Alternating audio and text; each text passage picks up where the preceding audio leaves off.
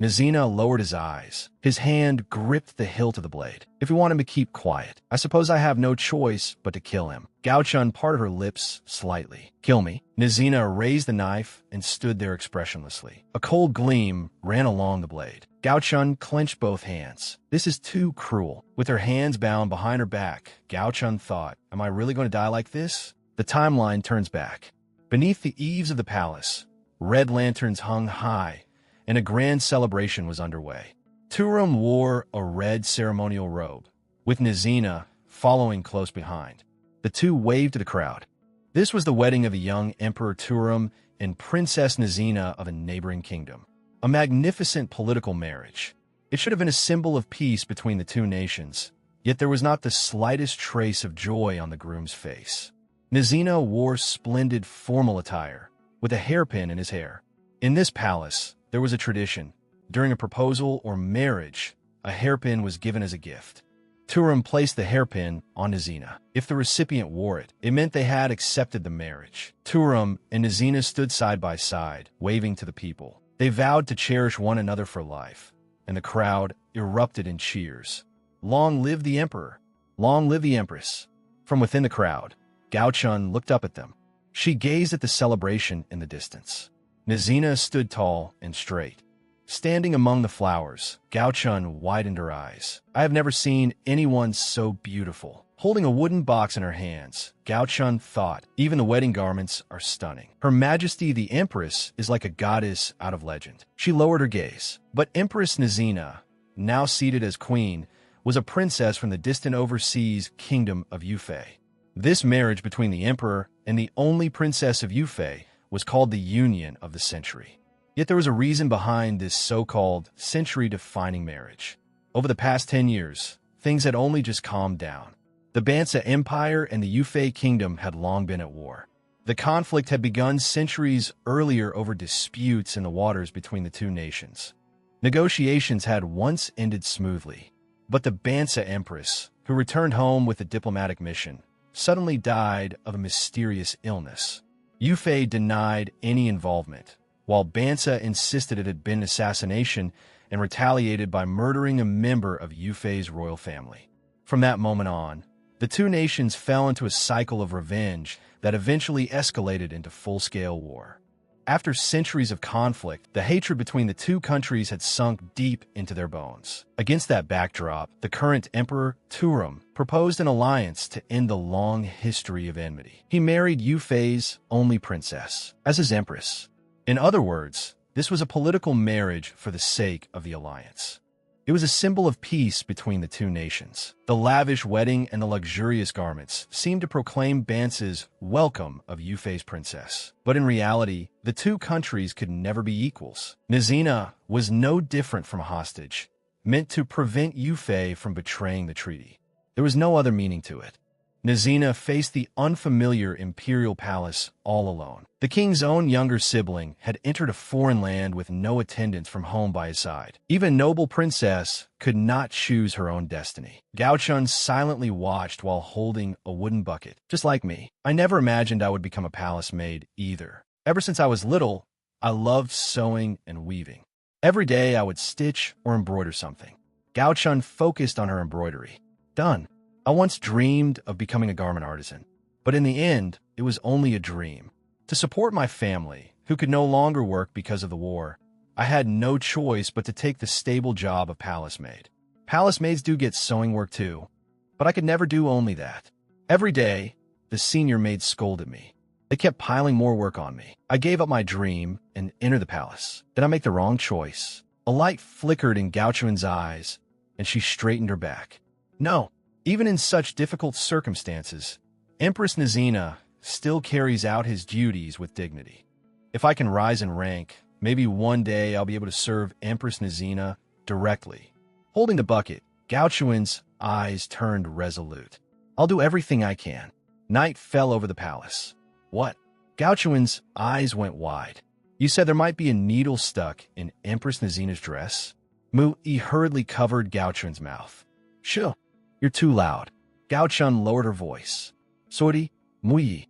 But is it true? Muy lukit, deeply terublet. I hope it's just a mistake, but no matter how many times I count, one needle is missing. I searched the whole room and couldn't find it. I'm sure of it. When I was mending the dress, I must have left a needle in it. Mu-i recalled herself holding the dress. If Empress Nazina gets pricked, I could be thrown out of the palace. In the worst case, I might even be sentenced to 100 lashes. Kovidink had face. Muy tiremlet. What am I going to do? Gao Chun turned her face slightly, a glint at the corner of her eye. Don't worry. Muy. Gao Chun smiled. Mu-i looked at her in confusion. What are you going to do? Gao Chun turned toward Mu-i, her gaze hardening with resolve.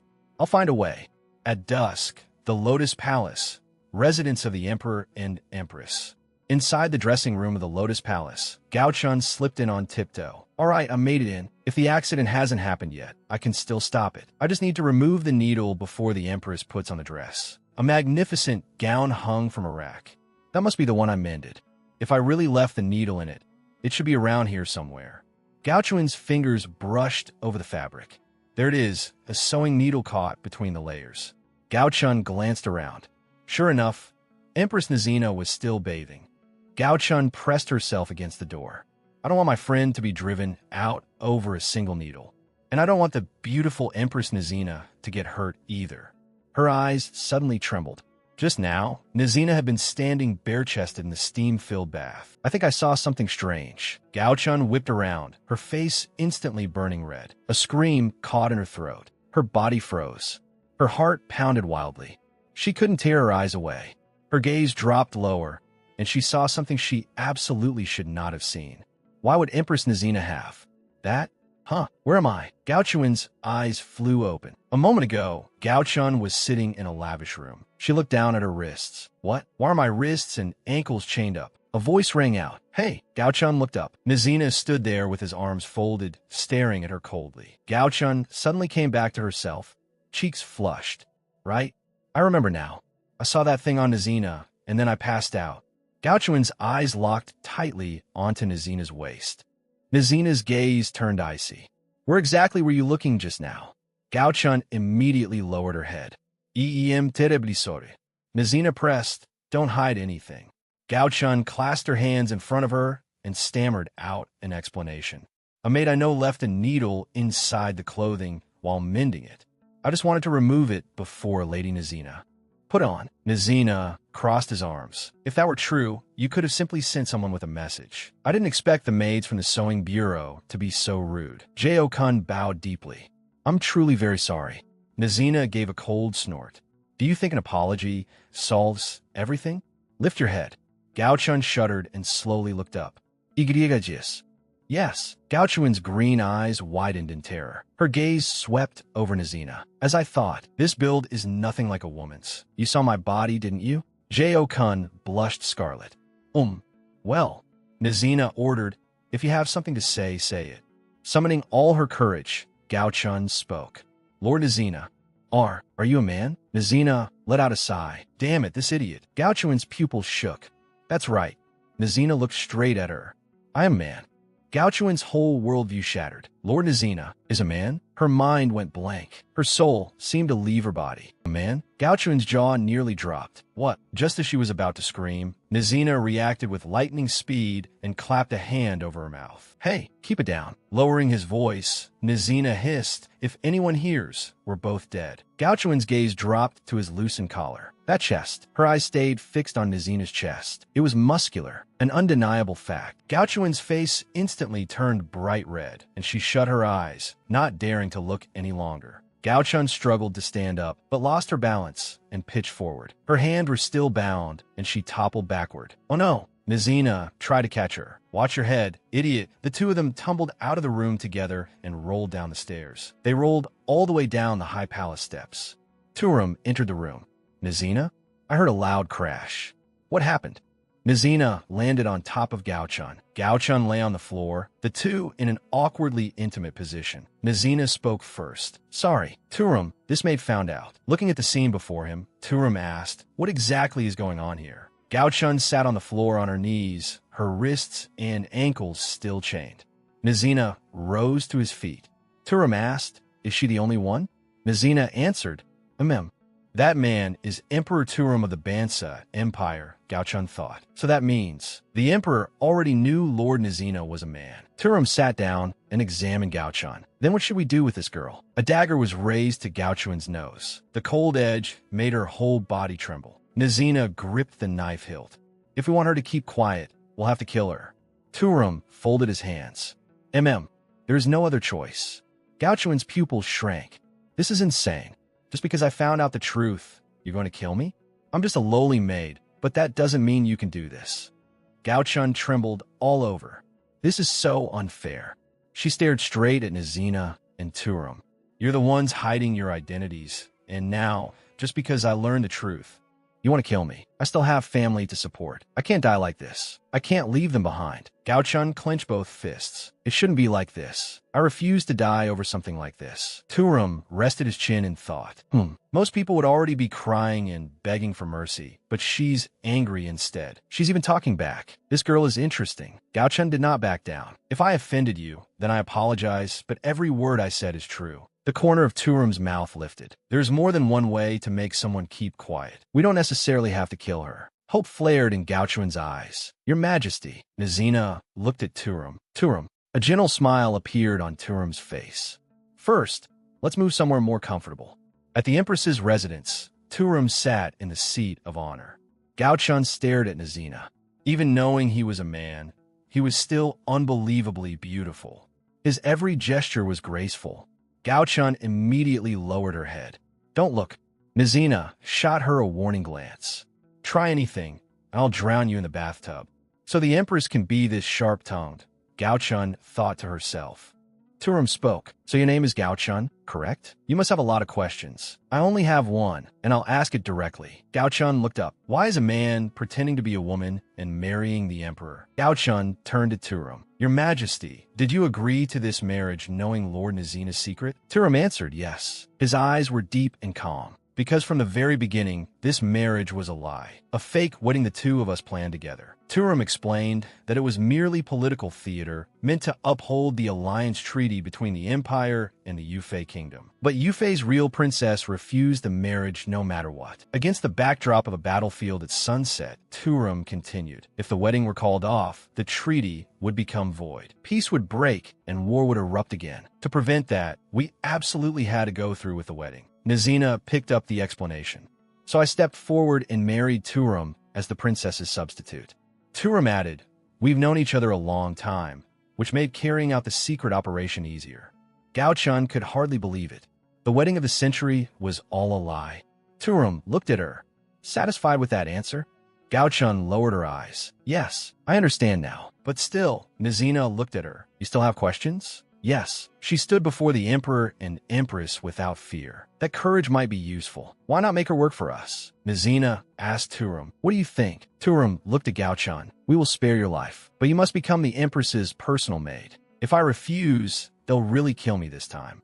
If keeping the secret can stop a war, then maybe this is something I have to do. Gao Chun made up her mind.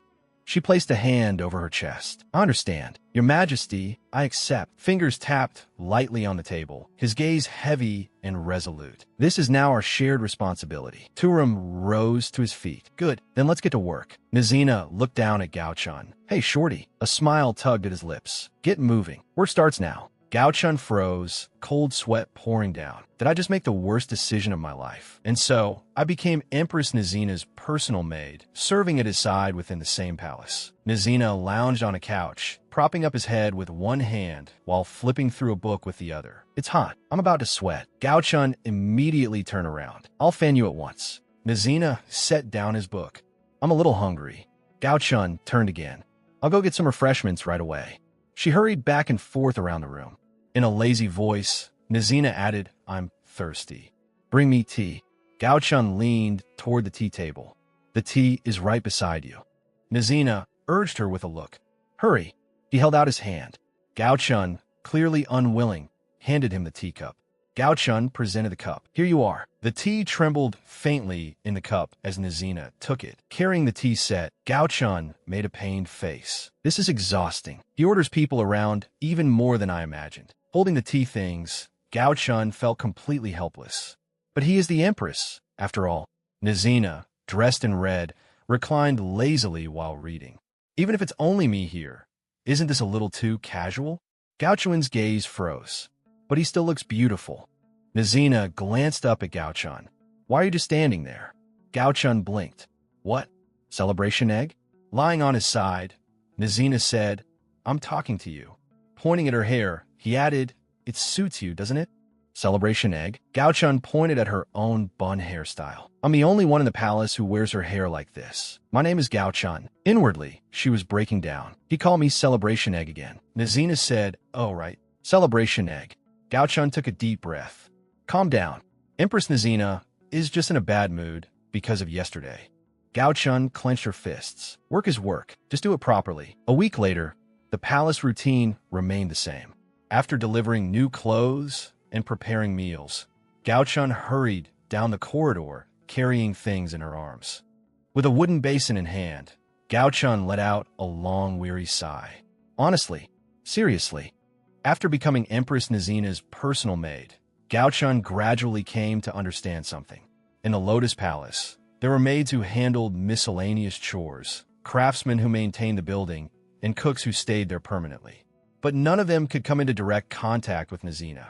It was because of a secret that could not be spoken aloud. To avoid exposing that he was male, Nazina stayed shut indoors all day and only communicated his needs through letters, never appearing in person. As a result, everyone was overjoyed by Gao Chun's arrival. More and more people came looking for her. One maid held her face in both hands and looked at Gao Chun with grateful eyes. It's such a relief that you're here. Empress Nazina hates us, so none of us dare go near. Gao Chun smiled with her eyes closed. He doesn't hate you. He's just hiding his identity. But that secret was hers alone to bear. She couldn't say it out loud, so Gao Chun could only endure it in silence. The result was that she ended up doing the work of 5 people by herself. All of this was to prevent war between the two nations. Turum said to Gao Chun, You're probably the only person he can talk to at ease. Turum gently patted Gao Chun on the head. Please take good care of Nazina. Gao Chun's eyes turned resolute. I have to do everything I can. I absolutely cannot let Nazina's secret be exposed. Carrying a tray of clothes, Gao Chun called out, Lord Nazina, I brought your new clothes. Gao Chun opened the box. This color should suit you too. Nazina looked. This one. Thank you for your hard work. Gao Chun's expression instantly froze. In an even tone, Nazina asked more importantly, Did anything happen? Gao Chun looked confused. What do you mean, anything? Nazina explained. When you brought the clothes over, you must have run into other workers, right? Gao Chun replied, Yes. That's right. Nazina said nothing. Gao Chun suddenly realized. Oh, smiling, she said, Come to think of it, the maids are all worried. They think you hate them. If it's all right with you, maybe next time. Nazina cut her off. You didn't reveal the secret, did you? His face fell into shadow, his voice turning cold. I asked whether you told the workers about my identity. Gao Chun stared in alarm. What? Nazina's eyes sharpened. If you did, I'll kill you. Gao Chun quickly waved her hands. I would never do that. Turning away, Nazina said, Who knows? I'm not as careless as Turum. Gao Chun went pale. What? What is this guy even talking about? A little angry now, Gao Chun thought, I'm the one dealing with everyone for you and hiding your identity. Calm down. Lord Nazina is just extremely cautious. Even so, he always suspects me of leaking the secret. Endure it. Gao Chun shut her eyes. The palace eaves glinted in the sunlight. Gao Chun came carrying a stack of books. I brought the books from the library. As Nazina flipped through them, he asked, You didn't say anything suspicious to the librarian, did you? If you did, I'll have you executed. Gao Chun held a bouquet. The gardener sent these. You didn't say anything unnecessary to the gardener, did you? If you did, that too is punishable by death. I have to endure this. Gao Chun tightly shut her eyes. Endure. With his back to her, Nazina asked, You didn't tell the cook, did you? The atmosphere around Gao Chun instantly froze. You did? Gao Chun slammed both hands onto the table. I've had enough. Eyes closed, she shouted, Please trust me at least a little. Then she opened her eyes. My life is hanging by a thread. How could I possibly talk carelessly? You're not even the real empress. What gives you the right to act so high and mighty? And you keep calling me Celebration Egg. Tears filled Gao Chun's eyes. You're just some fraud of unknown origin. A fake empress. Nazina folded his arms, his expression stiffening. Bowing her head, Gao Chun pleaded, If you're going to live here, then you need my help, don't you? Her eyes shimmered with tears. At least please trust me a little. Otherwise I can't do my job properly. Nizina turned his face away, a bead of cold sweat sliding down his cheek. What? Suddenly Gao-chun turned and strode toward the door. Your fan is over there. Please use it yourself. I have a dinner appointment, so I'm going out. Nizina stared in shock. Wait. He grabbed Gao-chun by the arm. You're going to see someone outside? Tell me who you're meeting. Gao-chun shot him a sharp look. Tell you? Nizina's hand was shaken off. She turned and glared at him. Do I have to report to you who I eat with and what I eat? I'll be back tonight. Nizina's expression darkened, sweat trickling down. Ouch, you got dumped. Turum looked at Nizina with amusement. Nizina sat back at the table. Don't make fun of me. Narrowing his eyes, he muttered, Is that really something worth getting angry over? And besides, are they more important than I am? Who exactly is she going to see? Nizina's gaze grew dark. The streets bustled with noise. Gao-chun walked side by side with an unfamiliar man, smiling brightly. Nizina's eyes remained clouded. What's the matter with me? Am I really upset over something this small? And I'm not even the most important one? Who could possibly matter more than I do? Gao-chun walked beside a man, a happy smile on her face. Reflections shimmered in their cups. Laughter echoed in a tavern in the capital of the imperial city. The man looked at Gao-chun and laughed. Looks like there are picky bosses everywhere. Duoji, don't laugh like it's none of your business. Gao-chun looked at the man across from her. His name was Duoji, her childhood friend from the same hometown. He was now a stable hand. Resting his chin on one hand, Duoji smiled. Just because we grew up together doesn't mean you can treat me like an older brother. Duoji reached out and gently ruffled Gao-chun's hair. Saw thee. My bad. Gao-chun's face looked a little pale. Duoji drew his hand back. You don't look too well today. The new job must be rough. Faced with his concerned words, Gao-chun hesitated. She lowered her eyes. Should I tell him? An image of Nizina flashed through her mind, tangled with her own confusion. It probably wasn't wise to say too much. Gao-chun opened her eyes. The weight of pressure and loyalty rested on her shoulders. Actually, I became Her Majesty the Empress's maid. Duoji leaned forward, eyes widening. What? His hand clenched. You mean? Duoji sprang to his feet. The legendary beauty? That's incredible. Gao-chun explained. So the picky boss I was talking about before is Lord Nizina. Duoji recalled that breathtaking glimpse from the wedding. I've seen him once. He threw both hands into the air. His beauty was practically not of this world. Gao-chun sighed. If enduring a little humiliation is what it takes to serve him, I'd gladly accept it. Shaking her head with closed eyes, she added, It's not as simple as you think. Duoji sat back down again. Still, becoming the Empress's maid is an amazing promotion. No wonder you're working so hard. Gao-chun forced a smile.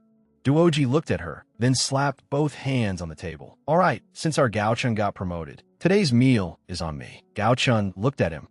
Does this even count as a promotion? Duoji called loudly to the owner and ordered more dishes. Gao-chun watched him from the side, her expression complicated. Soon, the table was filled with food.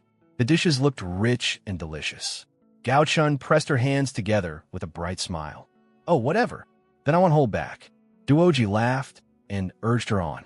Go on, eat. Lanterns lit up under the tavern eaves. The night deepened, and the wind outside the tavern turned cool. It was so good. Duoji looked at Gao-chun. You can eat a little more, you know. Gao-chun spoke. I should go. Her expression turned helpless. There are probably a ton of things waiting for me when I get back. Duoji grabbed her by the shoulder. I'll help you however I can. Got it. Gao-chun's expression remained complicated. She wanted to say so much. She wanted to confide in him, but she couldn't. Beneath the star-speckled eaves, Gao-chun said softly, Then I'm off. Duoji let go and watched her leave. Yeah, be careful on the way back. Duoji stood there waving until Gao-chun disappeared from sight. Only then did he lower his hand. Duoji told me before that he had never imagined there would be people opposed to the marriage between the two countries. Security around the palace was so strict because they were guarding against extremists who opposed Yufei.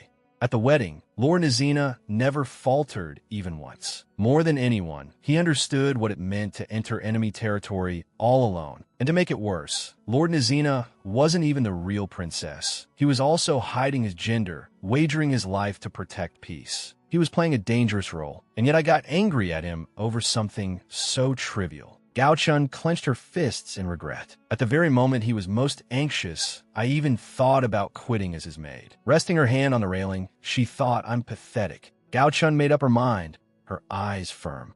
I need to apologize to Lord Nizina. She hurried toward the palace. From now on, I will truly become his personal maid.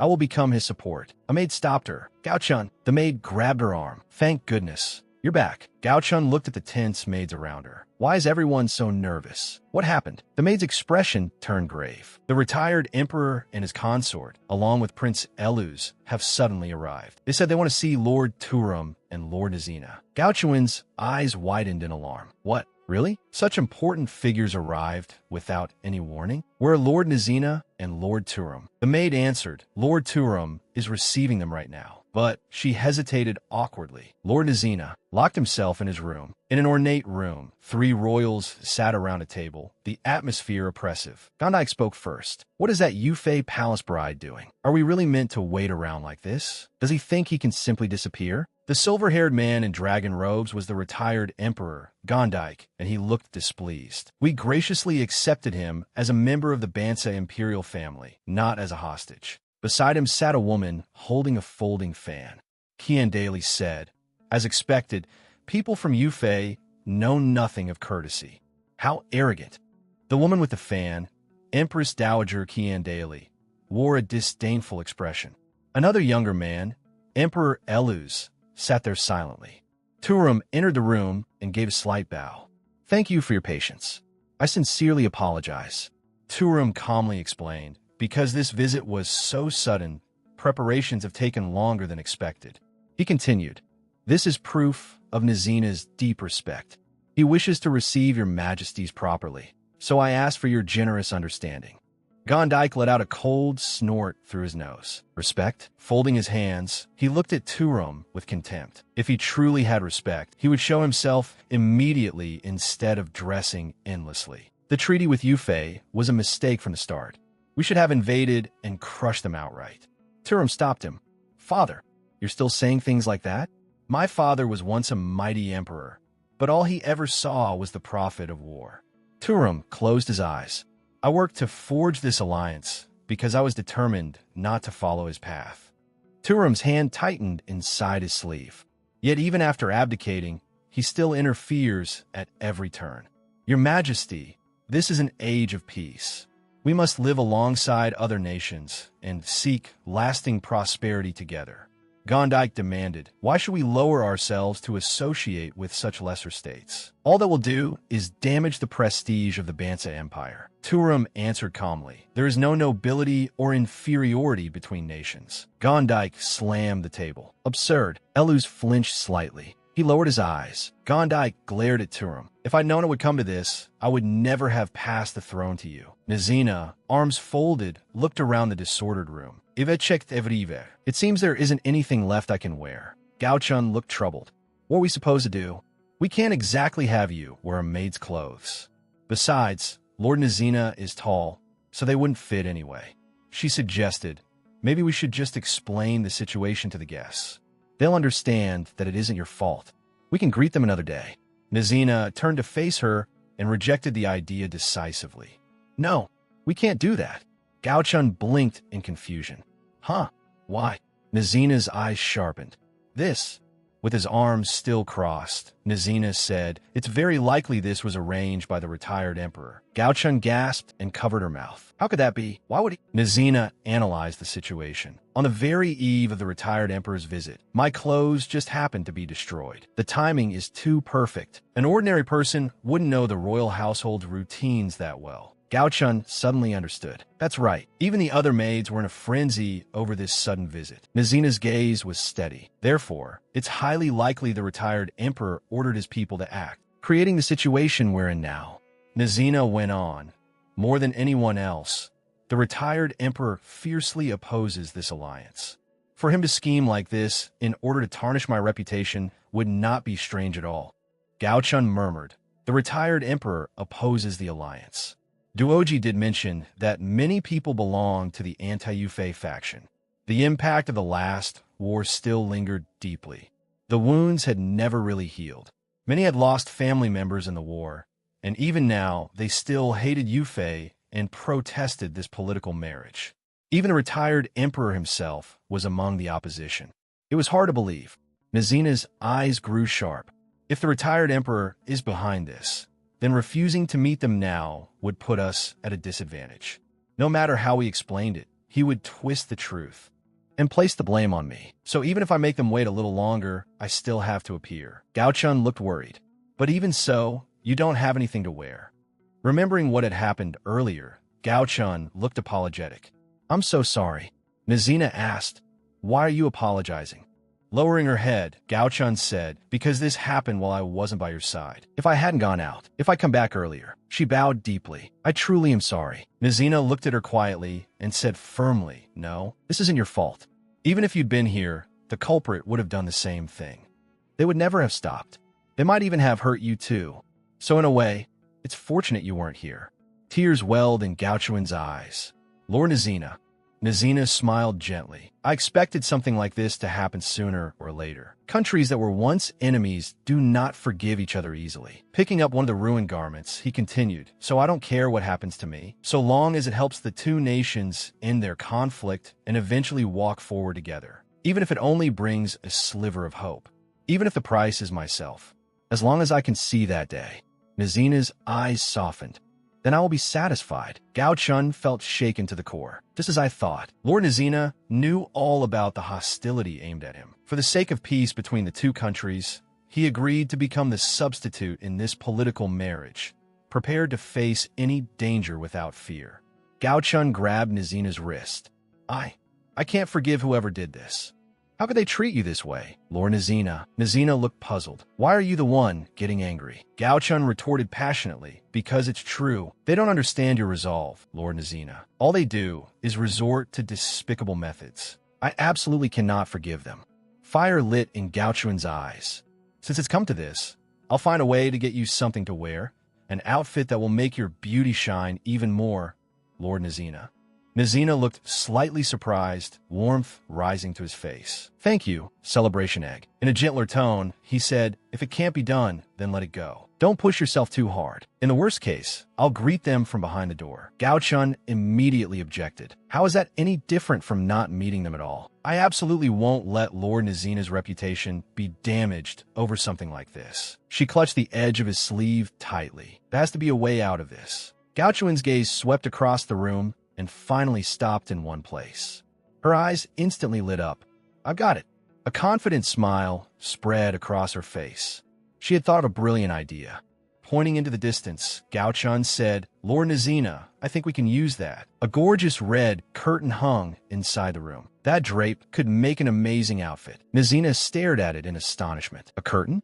Gao-chun reached out and grabbed the fabric. She gave a hard tug. The cloth was soft and fine to the touch.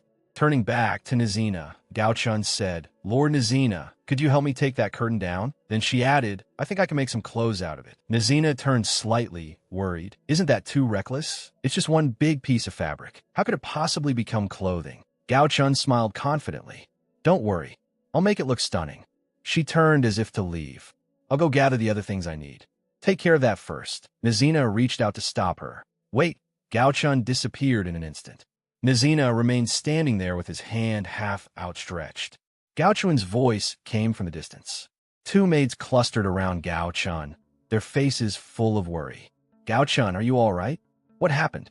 Someone broke into Lord Nazina's room and destroyed all his clothes and accessories. The other maid went pale. What? Gao-chun looked at them firmly. Calm down. There's a way. The maids looked at one another in panic. Oh no, that means he can't receive the guests. At this rate, we'll be punished too. Gao-chun smiled faintly. I'll make the clothes right now. The maids stared at her in disbelief. You're gonna make clothes? Starting now? Are you serious? Gao-chun's eyes were steady. Of course. With earnest determination, she said, since things have come to this, we can only try. If we all work together, we can help Lord Nazina. The two maids looked troubled. One as well, but one of them said, quietly, Lord Nazina doesn't like us. If we interfere, won't he just dislike us even more? Gao-chun's gaze swept over them. I understand. Then we need to clear up that misunderstanding first. The maids lowered their heads. Their expressions darkened. Gao Chun gave them a reassuring smile. But now isn't the time for that. In a gentle voice, Gao Chun said, Lord Nizina doesn't hate anyone. He's just not used to Bance's climate and feels a little nervous. One maid looked up. Really? I thought he acted that way because he disliked us. Gao Chun immediately shook her head. Not at all. Her expression softened. He doesn't hate us in the slightest. He keeps his distance on purpose, so he won't get us tangled up in plots or assassination attempts. He's carrying all of that alone. Closing her eyes, Gao Chun said, the truth is, he cares about us very much. Turning to face the maids, she pleaded, so please, help support Lord Nizina. The two maids exchanged glances. Their expressions wavered. Then they nodded. All right. Together, they looked back at Gao Chun. What should we do? A radiant smile spread across Gao Chun's face. Thank you. Looking at the maids, she said, then you too. As the sunset stretched across the magnificent palace, Nizina stood with his arms crossed. You've kept me waiting. Gao Chun came over with a smile, carrying a wooden box. She sat on the bed. I brought the curtain, just as you asked. Nizina looked at the red cloth spread across the bed. Making clothes from scratch seems a bit too ambitious.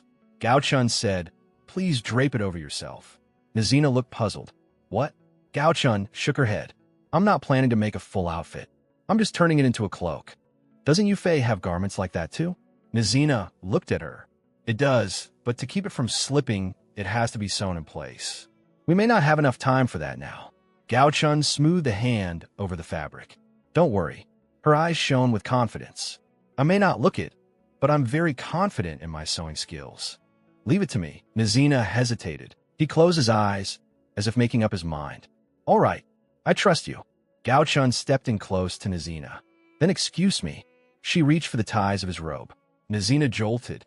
His face was full of shock. What are you doing right now? Gao Chun answered calmly. If you're going to wear something new, of course you have to take off what you're wearing first. Nizina's cheeks flushed. Well, yes, but Gao Chun's hands kept undoing the ties. Nizina turned his eyes aside. Gao Chun's face was red too. At a time like this, and you're still getting shy? In a pleading tone, Nizina murmured, please turn around. Gao Chun picked up the red cloth. I'll be quick. Nizina gave in. Hey, all right. I have to concentrate. Don't think about anything weird. Gao Chun draped the red fabric across Nizina's shoulders. Her fingers deftly arranged the collar. The fabric fell smoothly, wrapping itself close around Nizina's body. Nizina looked at himself in the mirror, astonished. It actually turned into a beautiful outfit. Gao Chun looked at her handiwork with satisfaction. Now it's time for makeup. Nizina bowed slightly in apology. I'm terribly sorry for making you wait. The doors were flung open. Dressed magnificently, Nizina slowly entered the hall. He seemed to glow with light. With a hand on his chest, he gave a slight bow. Nizina offers you his greetings. Everyone present stared in astonishment. The air froze at once. All eyes turned toward the doorway. Behind the door, Gao Chun wiped away sweat. We made it just in time. This outfit blended the styles of both nations. A Yufei-style garment adorned with traditional Bansa patterns. Nizina closed his eyes, composed and self-assured. The accessories had also been chosen in Bansa style. The two cultures merged perfectly upon him. The timeline returns slightly earlier. Nizina raised a hand to arrange his hair. Don't worry, I'll do the makeup myself. Gao Chun let out a breath of relief. Thank goodness. I think we'll make it. Now the only thing left. A knock sounded at the door. Gao Chun turned around. Gao Chun, the maids pushed the door open. We brought what you asked for. The maids opened a jewelry box. These are the accessories we managed to find. They're all in Bansa style. We don't know if they'll suit him. Gao Chun looked at the jewels in the box. Thank you. These are perfect. Gondai gave a cold snort. Stealing Bansa culture. How barbaric. Just like your origins. Gao Chun bit her lip. How awful. Even now he still wants to stir up conflict. Nizina spread his arms, perfectly calm. No, this is not theft. Extending a hand, he said, this is my proof. Everyone looked at one another. Proof of what? Nizina's voice echoed through the hall. When the cultures of Bansa and Yufei meet, something this beautiful can be created. Through this marriage, we can move forward together. Nizina's gaze was unwavering. Is not this attire itself proof of the best possible future for us? Gandai's face turned ashen. Turum wore a faint smile. Gondai glared furiously. Utter nonsense. Gao Chun peeked out from behind the door. Lord Nizina, you look amazing. Qian Daly moved to support Eluz. Eluz, you don't look well. Eluz covered his mouth with his hand. Qian Daly looked at him worriedly. We made this sickly child wait far too long. Eluz waved a hand. It's all right. We came without warning. Qian Daly said we should return. Eluz needs rest. Gondai gave a cold snort and turned away. We're leaving for now, but this isn't over. Nizina watched them go. Yes, until next time. In the end, everything still went smoothly. I never expected them to pull something like that. The three of them left the hall, their figures disappearing at the end of the corridor. Nizina and Turum remained side by side in the empty grand hall. Night fell. Beneath the starry sky, the palace rooftops loomed in silence. Nizina asked, was it the opposition? Turum replied, most likely. I never thought they would break into your room. We were too careless. Turum added, but thanks to the maids, we avoided the worst. Nizina smiled faintly. Yes. Turning his face slightly, Nizina murmured, it seems I have allies in this country, too. In the grand, empty palace corridor, Turum looked at Nizina. That child, Gao Chun, helped a great deal, too. Nizina fell into thought. Yes, they simply don't understand Lady Nizina's resolve. That's why they resorted to such despicable means. I will never forgive them. Gao Chun's eyes were firm. Don't worry, I'll protect you. Nizina looked around. Wait, I don't see Gao Chun. Where did she go? Nizina frowned. That little thing is gone. She was supposed to come back with us. A sharp look flashed in Nizina's eyes. Could it be the remnants of the opposition? Anxiously, he searched all around. Gao Chun, where are you? Nizina rushed into an empty room. Gao Chun. Nizina knitted his brows. She was just here. Did she run off because she hated working? His eyes darkened. If only that were the case. But what if the opposition attacked her? Nizina spun around and shouted again, louder, Gao Chun. Gao Chun was kneeling beside a wooden wash basin, nodding off. Her heavy eyelids drooped, and she had fallen asleep. Nizina found her there. A trace of helplessness appeared in his eyes. Did you fall asleep while washing clothes? You're not a child anymore. His expression softened. A lot happened today. You must be exhausted. Gao Chun's breathing was steady, her sleeping face peaceful. Nizina bent down and carefully lifted Gao Chun into his arms, his movements as gentle as the wind. Holding her quietly, he murmured, you did well. Sunlight flooded the palace, golden and dazzling. Covered with a blanket, Gao Chun lay in bed. Her eyelids trembled, then slowly opened. She sat up and looked around. I think I had a strange dream. Then suddenly, no, wait. Gao Chun's eyes widened. I fell asleep in the changing room. Then where am I now? Her gaze swept across the room. Nizina was asleep in a chair by the bed. Looking down at herself, Gao Chun realized she was lying in Nizina's bed. Her face turned pale. Why am I in Lady Nizina's bed? She recalled a moment of being held in Nizina's arms. Don't tell me that wasn't a dream. Then a soft whisper echoed in her ears. You did well, Gao Chun. It was Nizina's voice. Nestled in Nizina's arms, Gao Chun felt such warmth. Her consciousness blurred, her body completely relaxing. She only wanted to sink into that sense of safety. Nizina gazed at Gao Chun in his arms, a small smile appearing on his face. Sleep well. Gao Chun jolted awake. What did I do exactly? Nizina rubbed his eyes and sat up. Gao Chun, you're awake. Gao Chun immediately dropped to her knees. Lady Nizina, I'm terribly sorry. Because of me, you had to sleep in a chair all night. Nizina leaned lazily against the backrest. It's nothing. Don't make such a fuss. But Gao Chun kept her head bowed to the floor. Nizina's voice came again. I said it's fine. Lift that steam bun-like head of yours. Sleeping in a chair for one night is no big deal. Gao Chun slowly raised her head. Nizina gently placed a hand on top of it, and her body stiffened.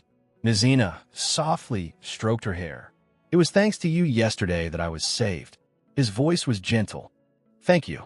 Gao Chun's cheeks flushed as she looked up at him. She said, and no, I'm just happy I could be of help. Nizina sat on the bench while Gao Chun knelt before him. The two exchanged smiles. In the sunlit palace corridor, a figure hurried past. Jeo-kun, could you deliver this to Lady Nizina? Gao Chun took the wooden box. And Gao Chun, please deliver this letter too. She took the bamboo slip as well. I understand. The crisis had passed, but life remained busy. Nazina pressed a hand to his temple, looking tired. Gao-chun rushed in carrying a towering stack of gift boxes. Lady Nazina, I brought your new clothes and letters. Nazina looked at the mountain of items and sighed. Oh, all right. He waved a hand. Just put them over there. I'll read the letters. Then he pointed to the sweets on the table. You can have some of those. Gao-chun's eyes lit up. Ah, are you sure? Nazina smiled. I can't finish them all anyway. Then he added, but leave a little for me. Gao-chun answered cheerfully, of course. I'll only leave a tiny bit. Lady Nazina had opened his heart just a little. As his personal maid, I was beginning to feel that I had value. Gao-chun puffed her cheeks while eating a sweet. Delicious. All right, now that I've eaten, time to work hard on the next task. Picking up a tray, she said, I'm on it. The tableware's cleaned up, and the old clothes can't be worn anymore. I was just wondering what to do about that. This is the perfect chance to make better-fitting clothes. Gao-chun's heart filled with anticipation. Since he entrusted me with making several outfits for him, I have to do my very best. An official with graying hair approached from the opposite direction. The two collided in the corridor. The official barked, hey, watch it. Gao-chun hurriedly apologized. I'm sorry. The official clicked his tongue disdainfully. TCH. Being a maid to the favorite must be nice, so leisurely and carefree. Gao-chun clenched her fists. Maids are actually very busy. The official strode away, and something red slipped from his sleeve. Gao-chun crouched down. Sir, you dropped something. She picked up the red cloth bundle and examined it carefully. This fabric feels familiar, and there's a lingering scent of a special spice on it. Gao-chun placed the cloth on the table. Do you think the chief of construction is the culprit? Turum looked at her. Do you have evidence? Gao-chun set the red cloth piece on the table. Yes, this is it. Nazina looked puzzled. What? You're saying this scrap of cloth is your evidence? Gao-chun explained. At first glance, it may look like an ordinary piece of fabric, but if you examine it carefully, you can learn a lot. Turum's brow twitched. From such a tiny piece of cloth, first of all, this is silk from the city of beads and magic, a luxury favored by nobles. Commoners usually wear rough cloth or ordinary fabrics. So finding such expensive material on a palace maid is highly suspicious. And if you look at the color and pattern, it clearly came from the outfit Lady Nazina wore last week. Resting his chin on one hand, Nazina said, Now that you mention it, this must have been torn off when the clothes were ripped. Gao-chun nodded. Very likely. Turum's eyes sharpened. Then it's worth investigating.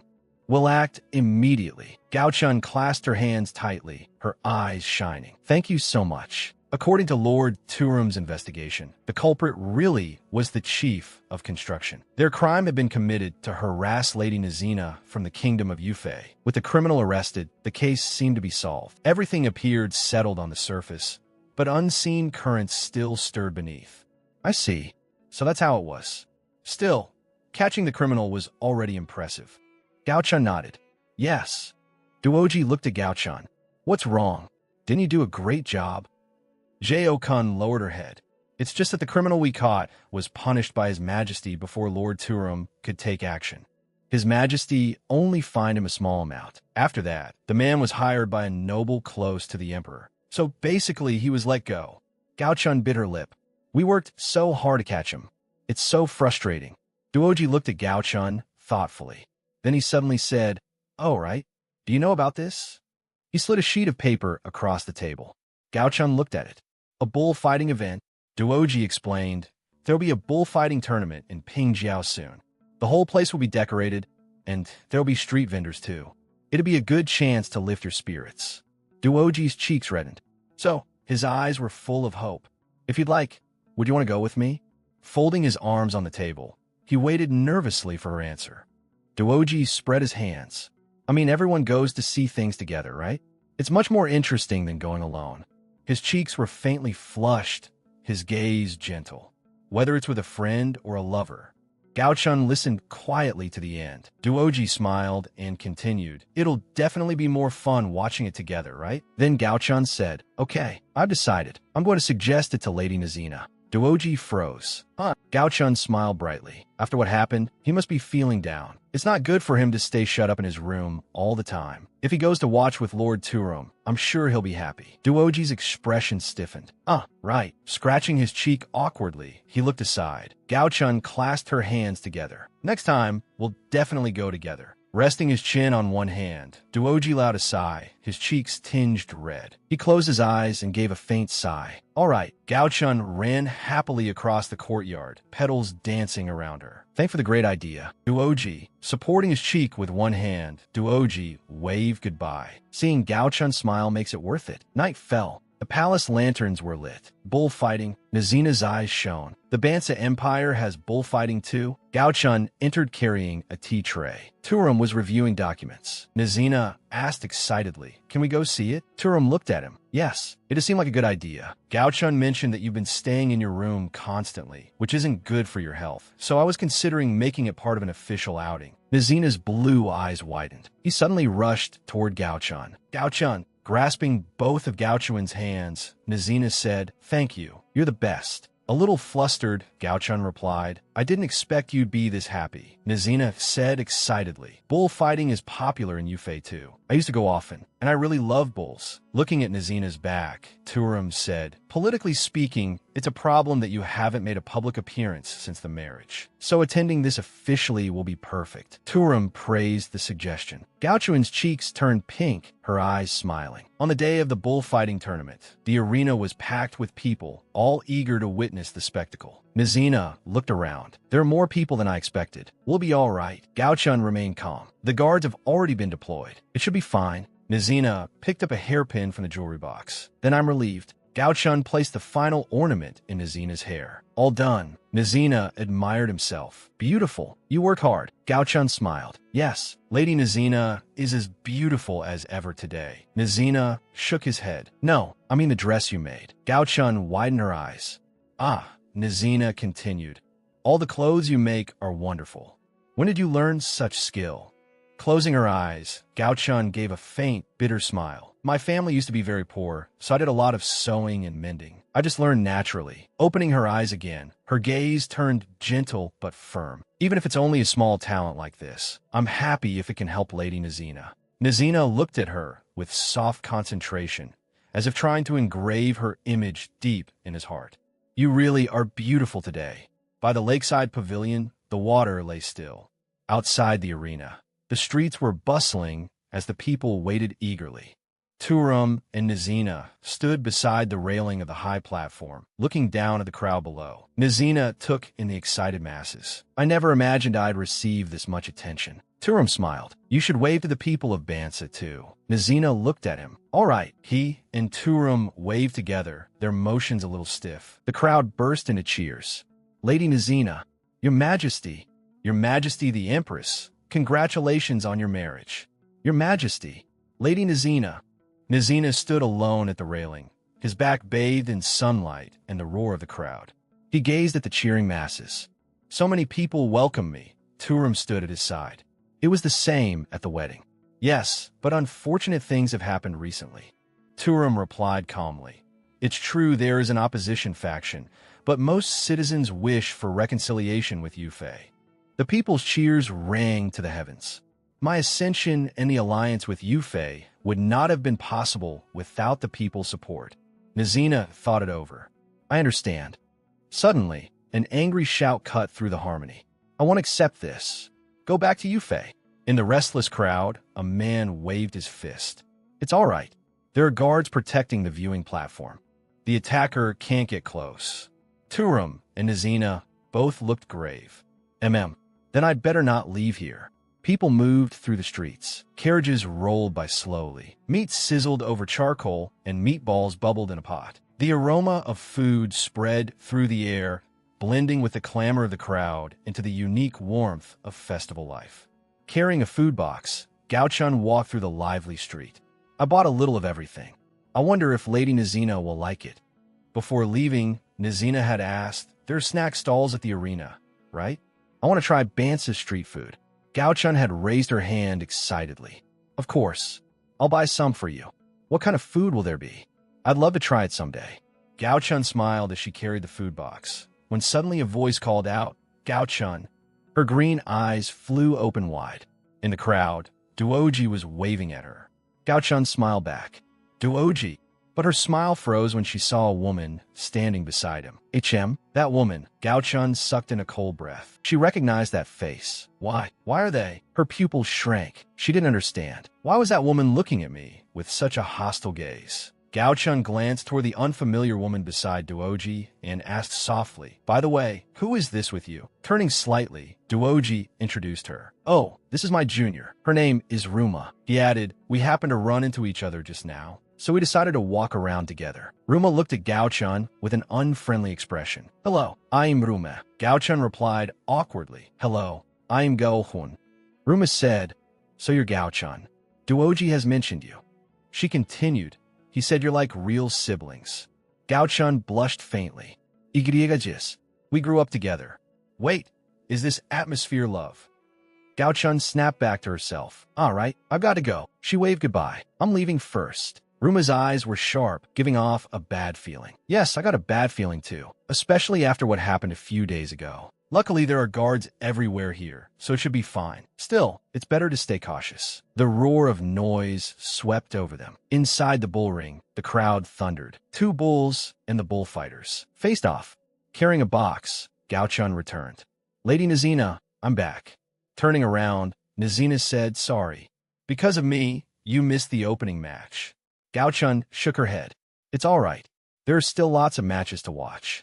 Nazina pointed into the arena. "This match is good too. Gao-chun, come look." The stands erupted in cheers, the crowd in a frenzy. Gao-chun's lips trembled slightly, her heart tightening. Actually, Gao-chun's voice came out. "Earlier, I saw someone suspicious wandering around." Her expression turned serious. "Maybe I'm just overthinking it." But Turum interrupted. "No, if something feels wrong, it's better to be cautious." Turning around, he said, "I'll notify the guards to tighten security." Watching him leave, Gao-chun said to Nazina, "Sorry, I ruined your mood for watching the match." Nazina said nothing. A hand reached out and gently pinched Gao-chun's cheek. Without a word, Nazina just kept pinching her face. "Oh, Lady Nazina." Finally, he let go, and Gao-chun rubbed her cheek. Then Nazina lightly flicked her forehead. "We came here to relax, didn't we?" He pointed toward the arena. "So enjoy the bullfighting properly now." Gao-chun nodded. "Yes." The final match of the bullfighting tournament.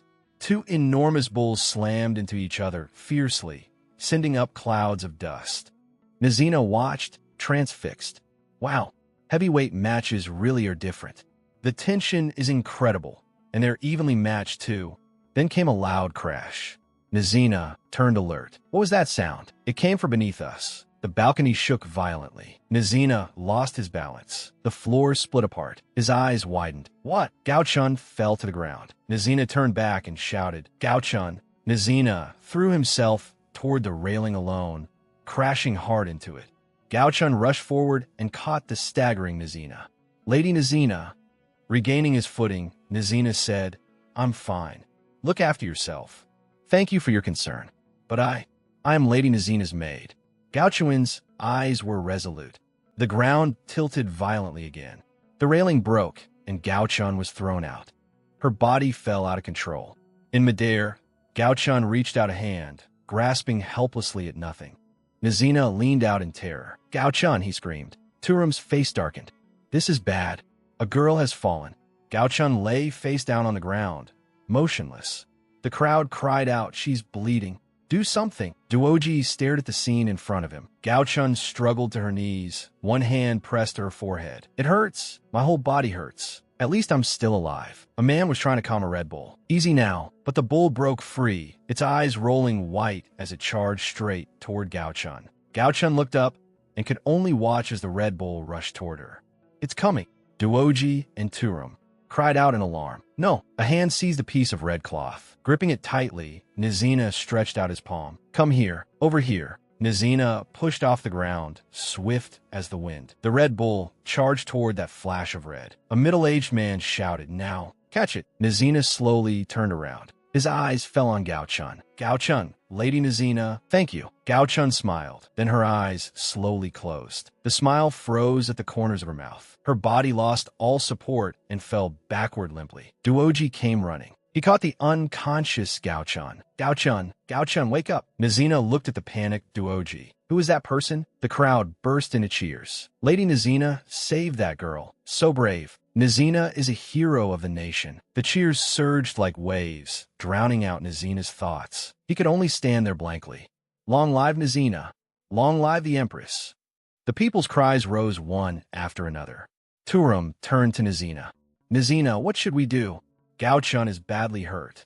Turum rushed forward and embraced Nazina tightly. Nazina, thank goodness you're safe. Nazina pushed at him. Hey, Turum said sorry.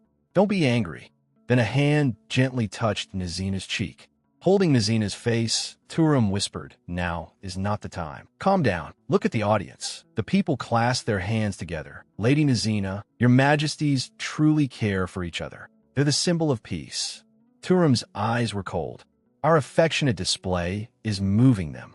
With warning force in his fingers, he turned Nazina's face toward the crowd. His voice was so low that only the two of them could hear. Tears of emotion shimmered in the people's eyes. They had completely misunderstood the scene before them. Countless hands joined in prayer, forming a sea of devotion. This is the perfect opportunity to prove to the world that this marriage is not merely political. I've already sent a doctor to Gao-chan. A physician was treating Gao-chan's wounds. So for the sake of the country, please endure it and cooperate for now. Nazina bit his lip. I want to run straight to Gao-chan. But Turum's voice held not a trace of emotion, as if he were discussing something entirely unrelated to himself. Every word was an invisible shackle. I cannot abandon my mission. Nazina clung tightly to Turum. If this can erase the hostility toward Yufei. Gao-chan was helped to her feet. Duoji watched the scene. Gao-chan is this badly hurt, and they're still putting on a lovey-dovey show. Disgust showed in Duoji's eyes. What a terrible pair. The next day, the physician reported to Nazina and Turum. Her left arm is fractured, and her whole body is bruised. She cannot continue serving as a maid for the time being. The physician bowed and withdrew. Nazina looked at Gao-chan lying in bed. The fact that you survived is already a miracle. Don't worry about work. Get some proper rest. Gao-chan sat with a bandage wrapped around her forehead, saying nothing. Her lips trembled, and tears slid down her face. Nazina called softly, Gao-chan, I'm sorry. The physician said my face may scar. For saving Lady Nazina, I have no regrets, but to bear a scar for the rest of my life, honestly, I can't take it. Gao-chan wiped away her tears with the back of her hand. Nazina apologized. This is all my fault. Your injuries are entirely my responsibility. Lowering his eyes, he said, I'm truly sorry. Gao-chan, you saved me. If I had been the one injured, the physician would have discovered that I'm a man. In that sense, you saved me too. I want to repay your devotion. Taking Gao-chan's hand, Nazina said, so tell me, what do you want? Anything, whatever it is. A glimmer flashed in Gao-chan's eyes, like a drowning person seizing the only piece of driftwood. A faint hope rekindled in her dim gaze. There isn't anything I particularly want, but if I have to choose one thing. Gao-chan's gaze sharpened. Please tell me about yourself, Lady Nazina. I want to know more about you. The kind Nazina who cries for me. Who are you really? What is your true identity? Gao-chan stared fixedly at Nazina. What is your true identity? Turum's expression changed. Wait, we can't tell her. Nazina raised a hand to stop him. It's all right, Turum. Turum was stunned. What are you saying? Do you know how dangerous it is? Nazina's eyes were resolute. Yes, I know, but Gao-chan once risked her life to save me. Memories flashed back. In the chaos, Gao-chan had reached out, panic written all over her face. Looking at Gao-chan, Nazina said, she is someone I can trust. I don't want to hide it any longer. I want to tell her the truth. Turum turned aside in silence. In the end, he relented. If that is your will, then do as you wish. Nazina looked straight at Gao-chan. I'm only telling you this because I trust you. Leaning against the door with his arms crossed, Turum said, you must swear you won't tell anyone. Gao-chan's expression turned solemn. Yes, I swear. Nazina let out a breath and solemnly declared, my name is Origa. I am the younger brother of the king of Yufei and Princess Nazina, a prince of the kingdom of Yufei. Gao-chan's thoughts churned. A prince of the kingdom of Yufei. But Lady Nazina, Gao Chun recalled the first time she saw Origa, his confidence and elegance, that calm bearing. It was an innate grace, something no ordinary person could imitate. Gao Chun looked at Origa. "No, Lord Origa, since you are of the royal family, why did you take someone else's place in a political marriage?" Lowering his eyes, Origa replied, "Nizina and I are twins. We look so alike that even my royal brother sometimes mistakes us."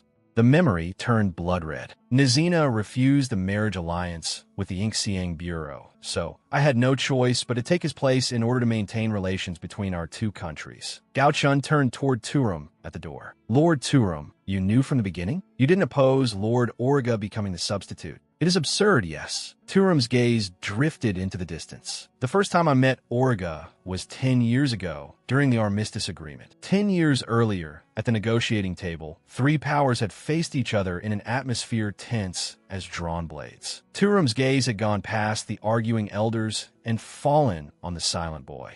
We found that we were kindred spirits, and we secretly became close friends. We made a vow. The adults arguing gradually faded away, and all that remained in my sight was that quiet profile, lonely, just like me, out of place among everyone around us. One meeting of the eyes required no further words. A promise no one else knew was made that day. Someday, when we rule our respective countries, we will improve the relations between them and stand side by side." Turum stood in the doorway. "How are your injuries?" Though his tone was stiff, he added, "Don't pretend you're fine. They said the sand scraped your skin, and it made his scolor a little. But when I think of it as an honorary scar earned for saving the prince of a neighboring kingdom, it feels worth it." Origa stepped closer. "If your face is scarred, that is entirely my fault."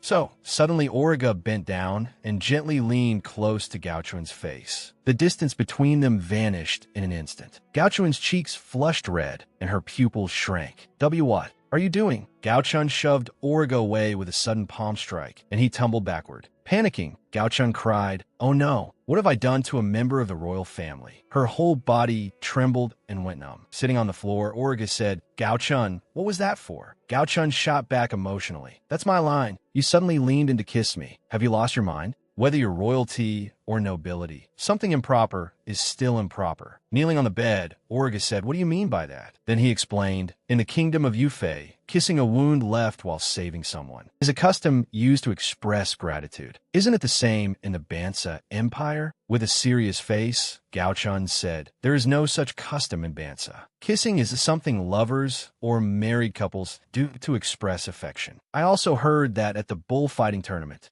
you kissed His Majesty the Emperor." Origa's face flushed. That was only symbolic, and Turum was forced into it. Gao Chun looked away. Origa rose to his feet. "In any case, I apologize for my rudeness. I only wanted to sincerely express my thanks." Lowering his eyes, he looked dejected. Gao Chun's cheeks reddened faintly. "I understand your feelings now, Your Highness. It's all right. I should be the one apologizing. I shouldn't have pushed you away so suddenly." Origa looked at Gao Chun. "No, it's fine. You had your reasons. And that shove was quite impressive." Gao Chun laughed despite herself. "Really, Your Highness? That's too much." Origa asked, "Gao Chun, may I kiss the back of your hand as a sign of thanks?" Gao Chun's eyes widened, and her cheeks instantly turned scarlet. "If it's just my hand." Her heartbeat suddenly accelerated, and her fingertips trembled slightly. Carefully, she held out her hand. Origa said softly, "Thank you." Origa knelt on one knee, reverently lifting Gao Chun's hand, and pressed a kiss to the back of it. Gao Chun's heart pounded. What is this feeling? Why do I feel this way? Even though I know it's only a gesture of gratitude, I'm flustered beyond reason. Gao Chun said, "Your Highness, may I ask to recuperate outside the palace? If I stay here, I'll only worry about work." Origa asked, "I don't mind, but do you have somewhere to stay outside?"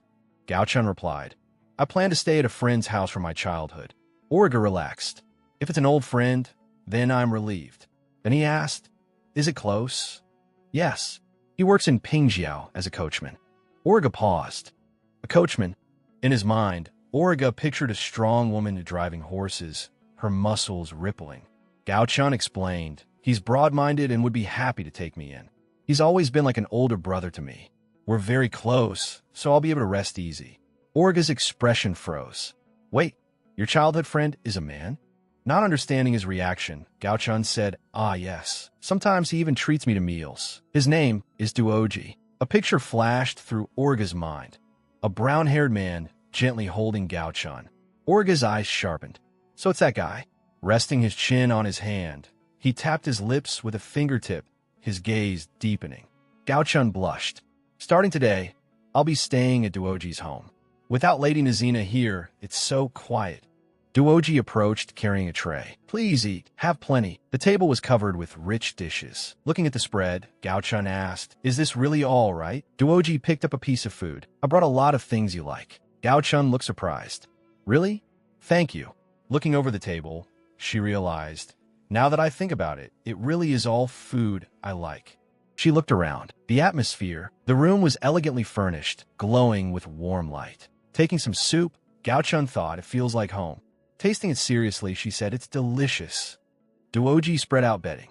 Watching his back, Gao-chun thought, "I feel bad just sitting here doing nothing." Washing dishes and preparing bathwater, Duoji is doing everything. Turning around, Duoji said, "Don't worry. I'm happy to do these things for you." Gao-chun felt a little guilty. "It feels like I'm troubling him too much." Duoji looked at her. His lips moved slightly. "The bedding is ready. You sleep on the bed." He pointed to the other side of the room. "I'll sleep over there." Gao-chun sat down. "Okay, thank you." A sudden scream split the quiet. Gao-chun crashed right into Duoji's arms, her cheek pressed to his solid chest. Duoji looked down at her. "You really don't let anyone stop worrying about you." Gao-chun's cheeks burned. "Salty, are Duoji's arms always this sturdy?" Supporting her, Duoji added, "And dressed like that, your body temperature will drop. This isn't the palace. It gets cold at night." He draped an outer garment over Gao-chun. "Wear this tonight." Looking down at the clothing on her shoulders, Gao-chun replied, "All right, I will." "What is this feeling?" "Duoji is always taking care of me, but somehow it feels a little different from before now." With his back to Gao-chun, his figure looked especially dependable in the lamplight. 1 month later, the palace basked in sunlight. Gao-chun stretched her body. "I feel much better." Sitting at the desk writing, Gao-chun thought, "My arm is healed. It's time to return to work. First, I'll write to the Lotus Palace." Gao-chun's eyes were firm. "And then I'll write one to Duoji too." Looking at the bed, Duoji said, "Really? You're going back to the palace?" Gao-chun nodded. "Yes. Thank you for taking care of me all this time. Before I leave, I want to repay you." Duoji looked at her. "No need. I did all this willingly." "But," Gao-chun insisted, "the more close and familiar we are, the more important proper manners are. Please let me repay you properly." After a moment of silence, Duoji said, "Then can I ask for one thing?" The market was noisy and full of life, red parasols and lanterns weaving together overhead. Duoji and Gao-chun walked side by side. Honestly, with so many other things to do, you had to choose strolling through the market together?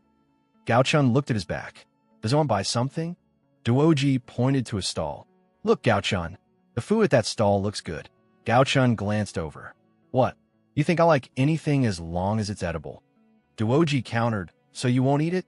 Gao-chun immediately changed her tune. "I'll eat it." Duoji smiled. "Then let's go buy some." Steam rose from the bamboo baskets, and plump white buns looked soft and adorable. Holding one, Duoji said, "This one looks good too. Want to try it?" Gao-chun took the bun. "I'll just have one bite." The stall owner, a middle-aged woman, smiled. "You're such a good big brother." Duoji immediately denied it. "I'm not." Gao-chun snickered from the side. Duoji repeated, "I'm not her brother." The stall owner looked surprised. "Really? You two look just like brother and sister." Gao-chun's smile froze. Walking behind Duoji, she said, "You didn't have to deny it so strongly. We really are like real siblings." Duoji stopped walking. "No, that's not true." He turned around, his face serious. "I'm not your brother." Gao-chun looked away. "You don't have to say it over and over." Then something caught her eye. "Ah, how pretty." On the stall lay an exquisite camellia hairpin. Following her gaze, Duoji said, "If you want it, I'll buy it for you." Gao-chun shook her head. "Thank you, but no. It doesn't suit me anyway." With a smile, Gao-chun pointed at her face. "Just look at my face." Duoji cut her off sharply. "Don't." Her fingers were just about to touch her cheek when Duoji suddenly caught her wrist, swift as lightning. Holding her wrist, he said, "You're beautiful. Beautiful enough that no scar can be seen." Gao-chun froze. Duoji held her shoulders. Next time, I'll buy you an ornament that truly suits you. So please, his voice softened. Don't say things like that anymore. Gao-chun answered softly. Okay. Night covered the rooftops, and the stars were sparse. Sitting by the bedside, Duoji looked at the sleeping Gao-chun. Her breathing was steady, her sleeping face serene. Duoji stared at her as memories surfaced. He had been holding the unconscious Gao-chun, yet could only watch Turum hold his beloved, paying no attention to Gao-chun at all. Duoji clenched his fists. Gao-chun. Morning sunlight filled the streets. A white bundle lay on the ground. Everything was ready. It's finally time to go back. Gao-chun bid Duoji farewell. Duoji, thank you for taking care of me all this time. Duoji placed his hand over Gao-chun's and tightened his grip. Gazing at her intently, he said, Gao-chun, don't go back to the palace. His eyes were earnest, his voice carrying a trace of pleading. Grasping her wrist, Duoji said seriously, don't go back. Gao-chun's eyes trembled slightly. Duoji, what are you saying? Looking straight at her, Duoji said, what happened that time at the watchtower? Your injury wasn't just an accident. The anti-Yufei faction was trying to assassinate the emperor and empress. His gaze grew urgent. Believe me, something will happen again. Next time, it may be more than just an injury. Duoji's grip tightened. I didn't say anything before because I wanted you to recover, but this dangerous work, you must resign from it. Looking at her pleadingly, he said, quit now. Why risk your life for people like that? All they care about is each other. They don't care whether you live or die. Gao-chun stiffened in shock. Duoji, that's too much. She shook off his hand. You don't know. What really happened? Her eyes turned cold. I appreciate your concern for me, but I won't let you slander their majesties. Duoji froze. Gao-chun, Gao-chun released his hand. I should return to the palace now. Thank you for letting me recover here. I will repay your kindness someday. Take care. Gao-chun turned and left. Her footsteps echoed through the empty room. Duoji stood there alone, watching the direction she had gone. Gao-chun. Carrying her bundle, Gao-chun stepped into the bustling street. The crowd flowed endlessly around her as she blended into it. I never wanted things with Duoji to end up like this. She stopped and looked back the way she had come. Duoji's lonely figure rose in her mind. Her eyes dimmed, but she kept walking. No, I can't go back like this. Gao-chun patted both cheeks. Pull yourself together, Gao-chun. Walking toward the palace gate, she said, Prince Auriga, I'm back. Gao-chun pushed open the door. The room was in total chaos. Clothes were strewn all over the floor. Books lay scattered, and a vase was shattered. Gao-chun's face turned pale, and her hands trembled slightly. What on earth happened here? This is a complete disaster. Raising her voice, Gao-chun shouted, Stop hiding and come out. Auriga and Turum. I can see you behind the pillar. Bristling, Gao-chun glared until they finally came out. Listen to my explanation, said Auriga. Turum pointed at him. Auriga made this mess. Prince Auriga, clean it up immediately. Turum crossed his arms. My hands are clean. Anger popped over Auriga's head. Gao-chun tried to smooth things over. All right. Your Highness Auriga, your Majesty, you should help too. Turum lifted a hand and glanced at the time. It's getting late. My meeting is starting. Smiling, he waved. I'll leave the rest to you two. Get along while you clean. Then he turned and strode away. Gao-chun hurriedly reached out. And no, wait, Prince Auriga, don't think you can run either. Auriga sighed. I know, I'll clean up. Honestly, only Auriga and Gao-chun remained in the room. With his back to her, Auriga wiped off a decorative item. Holding a feather duster, Gao-chun brushed dust from higher places. She glanced sideways at Auriga's back. Auriga stopped what he was doing. I come back, and the first thing you do is order me around. Don't you think a maid acting like that is rather shameless? Gao-chun did not shrink back in the slightest. Auriga smiled. I'm just truly happy that you came back. Gao-chun's cheeks reddened a little, and she turned her face away.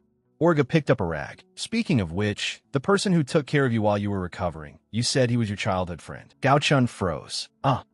Yes, that's right. Auriga lightly patted Gao-chun. I'll wipe the high places. Auriga pressed on. Then, is he someone you love? Gao-chun's face instantly turned bright red. And no, absolutely not. He really is just my childhood friend. Please don't say that. Auriga raised a hand and took the feather duster. I understand. Just a childhood friend. Gao-chun picked up the conversation. Your Highness Auriga, what about you? Is there anyone special to you in the Yufei kingdom? If there were, I wouldn't have come here, and I spent most of my time alone. Gao Chun suddenly understood. So that's why you're so good at taking care of cows, Your Highness Orga. A faint smile curled at Orga's lips. It may not look like it, but I studied very seriously in order to become a zoologist. Gao Chun looked at Orga in confusion. But as a member of the royal family, there should have been plenty of people who wanted to get close to you.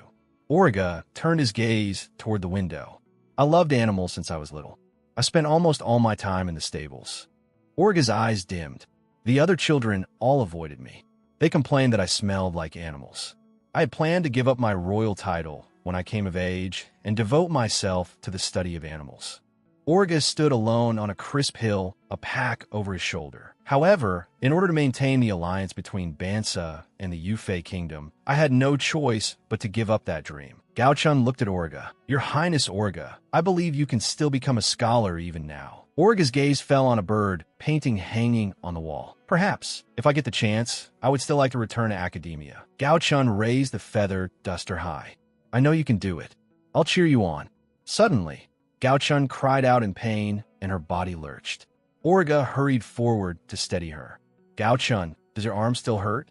Orga's expression turned serious. Stop cleaning immediately. Go to the imperial physicians on the first floor of the outer palace and have them look at it. Gao Chun held her arm. It's nothing. I can bear it. Orga's gaze allowed no argument. Go at once. This is an order from your empress. Gao Chun lowered her head. Yes. Gao Chun walked along the corridor on the first floor of the outer palace, feeling as though ages had passed. I wonder if Mu Yi is all right. As Gao Chun rounded a corner, she ran into several maids. A black-haired maid turned around. Well, look who this is. Isn't this Gao Chun, Her Majesty the Empress's personal maid? Gao Chun's heart tightened. Senorita. Rita folded her arms and, along with two other maids, surrounded Gao Chun. Rita tapped a finger against her chin. My, haven't you risen in the world? Our little Gao Chun became the Empress's personal maid. Gao Chun bowed. Try to slip past them. It's too troublesome dealing with them. I should just go. Rita suddenly straightened and barked. Hey, where do you think you're going? Rita blocked Gao Chun's way. Gao Chun whipped around and met three malicious pairs of eyes. What? Rita suddenly grabbed Gao Chun by the hair. Gao Chun screamed in pain. The scar on your forehead. Rita's face showed disgust. It's so ugly. I can barely stand to look at it. What an eyesore of a maid. The Empress won't want to keep someone like you by her side either. A hand shoved Gao Chun and sent her sprawling to the floor. Rita looked down at Gao Chun. Resign and get out of the palace immediately. I'll take your place. Gao Chun sat fallen on the ground as memories surged up. She had once helped Orga through a crisis. Orga had smiled. I'm just truly happy that you came back. Thinking of that, Gao Chun pressed her lips together tightly. She pushed herself up. Rita stood with her arms folded, looking at her arrogantly. Gao Chun spoke with resolve. No, I refuse. Rita said in shock. What? Gao Chun's eyes were steady. I will never give up this position. Rita glared at her. What did you say? Gao Chun ignored her, turned, and left. I am Busu. I won't keep you company. Rita was still glaring behind her as Gao Chun ran along the palace wall. She collided with someone. A white-haired man. Watch it, Gao Chun. Running in the palace is forbidden. Gao Chun steadied herself. Sorry. Gao Chun recognized the man. She had seen him at the bullfighting festival. There had been something strange about him. Gao Chun recalled the scene from the festival. He hadn't watched the match at all. He had only been lingering nearby. Maybe it was just a coincidence, but Gao Chun turned away. Sorry. I need to hurry and tell Lord Turum and His Highness Orga. Gao Chun turned and ran toward the palace. A long staircase stretched toward the sky. In a warmly lit room, several officials sat around a table. Turum sat with his hands clasped, his expression grave. Turum thought deeply. Although I often convene meetings to move away from the methods of the late emperor. Another official said, gathering local lords and hearing all sides, claiming it is for the people. An official challenged Turum. But do you really think that benefits the nation? Another official raised his voice anxiously. We must reconsider the alliance with the Yufei kingdom. Turum's face darkened. The noble officials backed by the former emperor are dissatisfied with my rule at every turn. They keep bringing up the alliance with the Yufei kingdom. First they demanded that I marry Nazina rather than accept a hostage. And now they want to reconsider the alliance. They're utterly inconsistent. Turum's pupils narrowed sharply. One official smiled faintly. Your Majesty, he asked tentatively, do you share Lady Nazina's bed every night? Another official immediately snapped. What is the meaning of this question? We are here to discuss state affairs. The official who had spoken first was unmoved. His Majesty has a duty to produce an heir as soon as possible. That is equally important to the nation and its policies. The officials began whispering among themselves. It has already been some time since the marriage, yet there is still no news of a pregnancy. Why not take another principal wife from the Bansa kingdom and produce an heir of pure Bansa blood? One official clapped in approval. An excellent idea. Turum narrowed his eyes. Are you insulting my empress now? The official hurriedly waved his hands, sweat breaking out on his brow. Of course not, Your Majesty. Turum's tone was icy. No matter what anyone says, I have no intention of taking any wife other than Nazina. You all seem very concerned about my father's views. Rather than focus only on what is right in front of you, you should think more about the future. Turum's gaze swept toward Gondike. My son will one day ascend the throne, and I will become the retired emperor. Gondike's eyes turned sharp. Are you urging me to abdicate as soon as possible? Turum replied, that is not what I mean. Gondike accused him. You always ignore loyal advice. You have no intention of protecting the Bansa kingdom. Turum retorted, I'm only trying to find a path for the country's long-term future. Gondike scoffed. That is precisely your naivete. The Bansa kingdom must remain strong forever. The Yufei kingdom is not an ally. They are the Bansa kingdom's enemy. Turum lowered his eyes. Must we really go through this again? I do not wish to engage in pointless arguments. Gao Chun pushed open the door. I'm back. Forget what just happened. I need to tell them about that guard as soon as possible. Orga spoke first. Welcome back. How is your arm? Gao Chun's gaze wavered. Your Highness Orga, I have something I need to tell you. Orga looked at Gao Chun. Something felt off about her. He noticed her expression. What is with that look on your face? Orga saw tears gathering at the corners of Gao Chun's eyes. He reached out and wiped them away. Looking at her, his eyes were full of concern. What happened? Gao Chun fell silent. What should I do? What happened before keeps replaying in my mind. She lifted a hand to wipe away the traces of tears and forced a slight smile. And no, it's nothing. Orga's voice was firm. Don't lie to me. He reached out and tightly held Gao Chun's hand. Orga bent close to her. Tell me why you're crying. The two sat side by side in a quiet atmosphere. So, it was because of the palace maids? Gao Chun lowered her eyes. Because you were by my side. I am sorry. Orga covered part of his face with one hand. No, it's all right. I expected as much. Gao Chun clasped her hands tightly. It's nothing compared to everything your Highness Orga has done. Gao Chun gripped the hem of her skirt so hard her knuckles turned white. Orga lowered his hand. His expression was serious. That's not something that should be compared. Pain is pain. Orga looked earnestly at her. If there is anything you need me to do, tell me. Gao Chun smiled faintly. Thank you, but it's all right. Sunlight fell over the vase by the window, and everything seemed peaceful. Gao Chun closed her eyes, smiling brightly. I can overcome anything because your Highness Orga is by my side. The door was suddenly flung open. Turum stood there. My father really is stubborn. Gao Chun and Orga turned at the same time, startled. HM? Turum rubbed the back of his neck with one hand. He looked slightly dazed. He narrowed his eyes, a trace of bloodshot red in them. Did I interrupt something? Gao Chun's cheeks flushed, and she hurriedly waved her hands. And no. Oh, right, there's something I need to tell you. A tea set sat untouched on the table. The white porcelain glowed softly. Turum spoke. So, the suspicious man we saw at the bullfighting arena, was he a palace guard?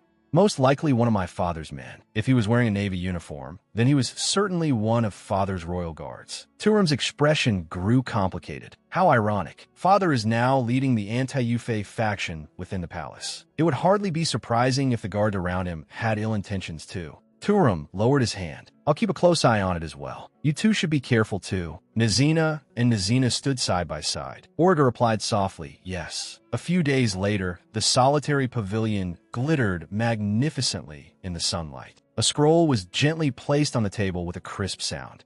Gao Chun presented the letter. This is a letter for the Empress. It was sent by the noble consort. Orga's brows drew together slightly. The noble consort? Orga unfurled the scroll. His eyes swept over the words. Gao Chun leaned in, concerned. What does it say? Origa read aloud. She wishes to invite you to dinner as an apology for the trouble caused by her sudden visit last time. Origa looked at Gaochan, and she is not inviting the retired emperor or Turum. She wants only us ladies to talk in private. Gaochan looked hesitant. Do you think she might have another motive? Origa said, it's possible, but if we refuse, we won't be able to avoid conflict with the retired emperor and the noble consort. An invisible net has already been cast, so we have no choice. We can only accept the invitation. On the day of the banquet, Gaochan led the way. The noble consort's palace is this way. Rita stood not far away. Gaochan and Origa walked toward her. Gaochan spotted Rita at the corner, and her pupils contracted instantly. Rita glared at Gaochan, carrying a tea tray. She looked at her provocatively. You were awfully bold last time. Origa stood behind Gaochan without saying a word.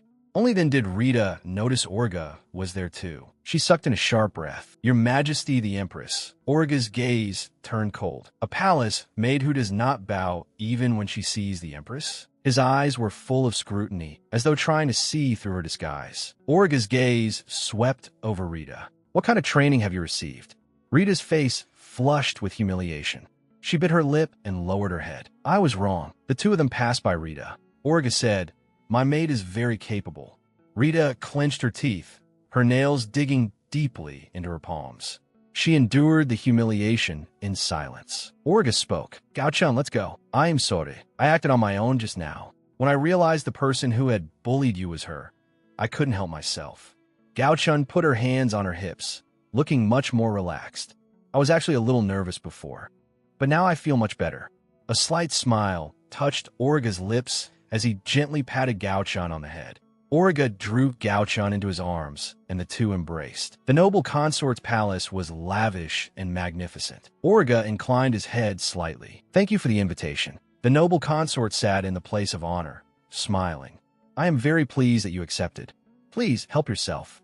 The table was filled with a dazzling variety of dishes. The noble consort raised her cup. Seeing the food suit your taste puts my mind at ease. Origa looked somewhat surprised. I didn't expect you to prepare dishes from the Yufei kingdom as well. The noble consort let out a soft laugh. I simply wanted to make you happy. Origa and Gaochan exchanged a glance. Gaochan looked slightly surprised, her expression puzzled. She's unexpectedly kind. Unlike the retired emperor, the noble consort doesn't seem so overbearing. There probably won't be any trouble.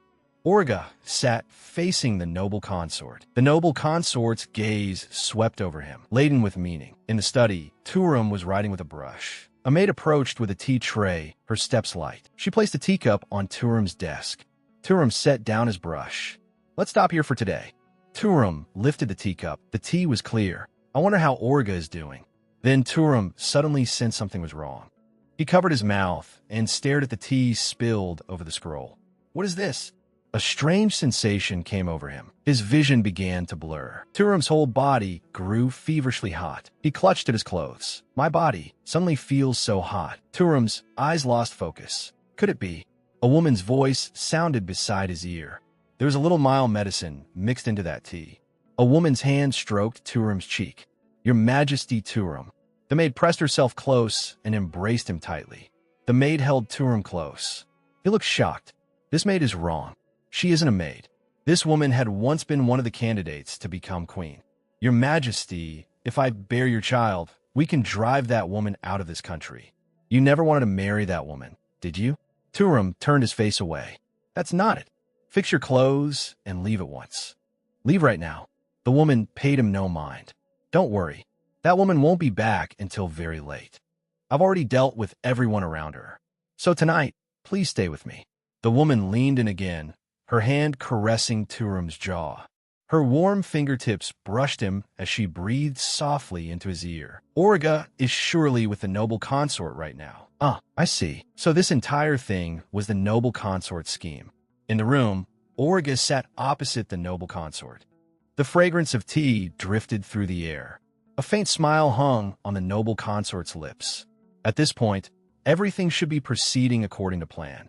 Turum raised the princess of Yufei to the position of empress in the name of alliance and diplomacy, and declared that he would never take another wife in this lifetime. The noble consort lifted her teacup, but we cannot simply sit back and do nothing about such a thing. The noble bloodline of Bansa absolutely must not be tainted by Yufei blood. That is unthinkable. We cannot let him go down in history as a foolish ruler who polluted the imperial bloodline. But Turum is stubborn. Once he says something, he never takes it back.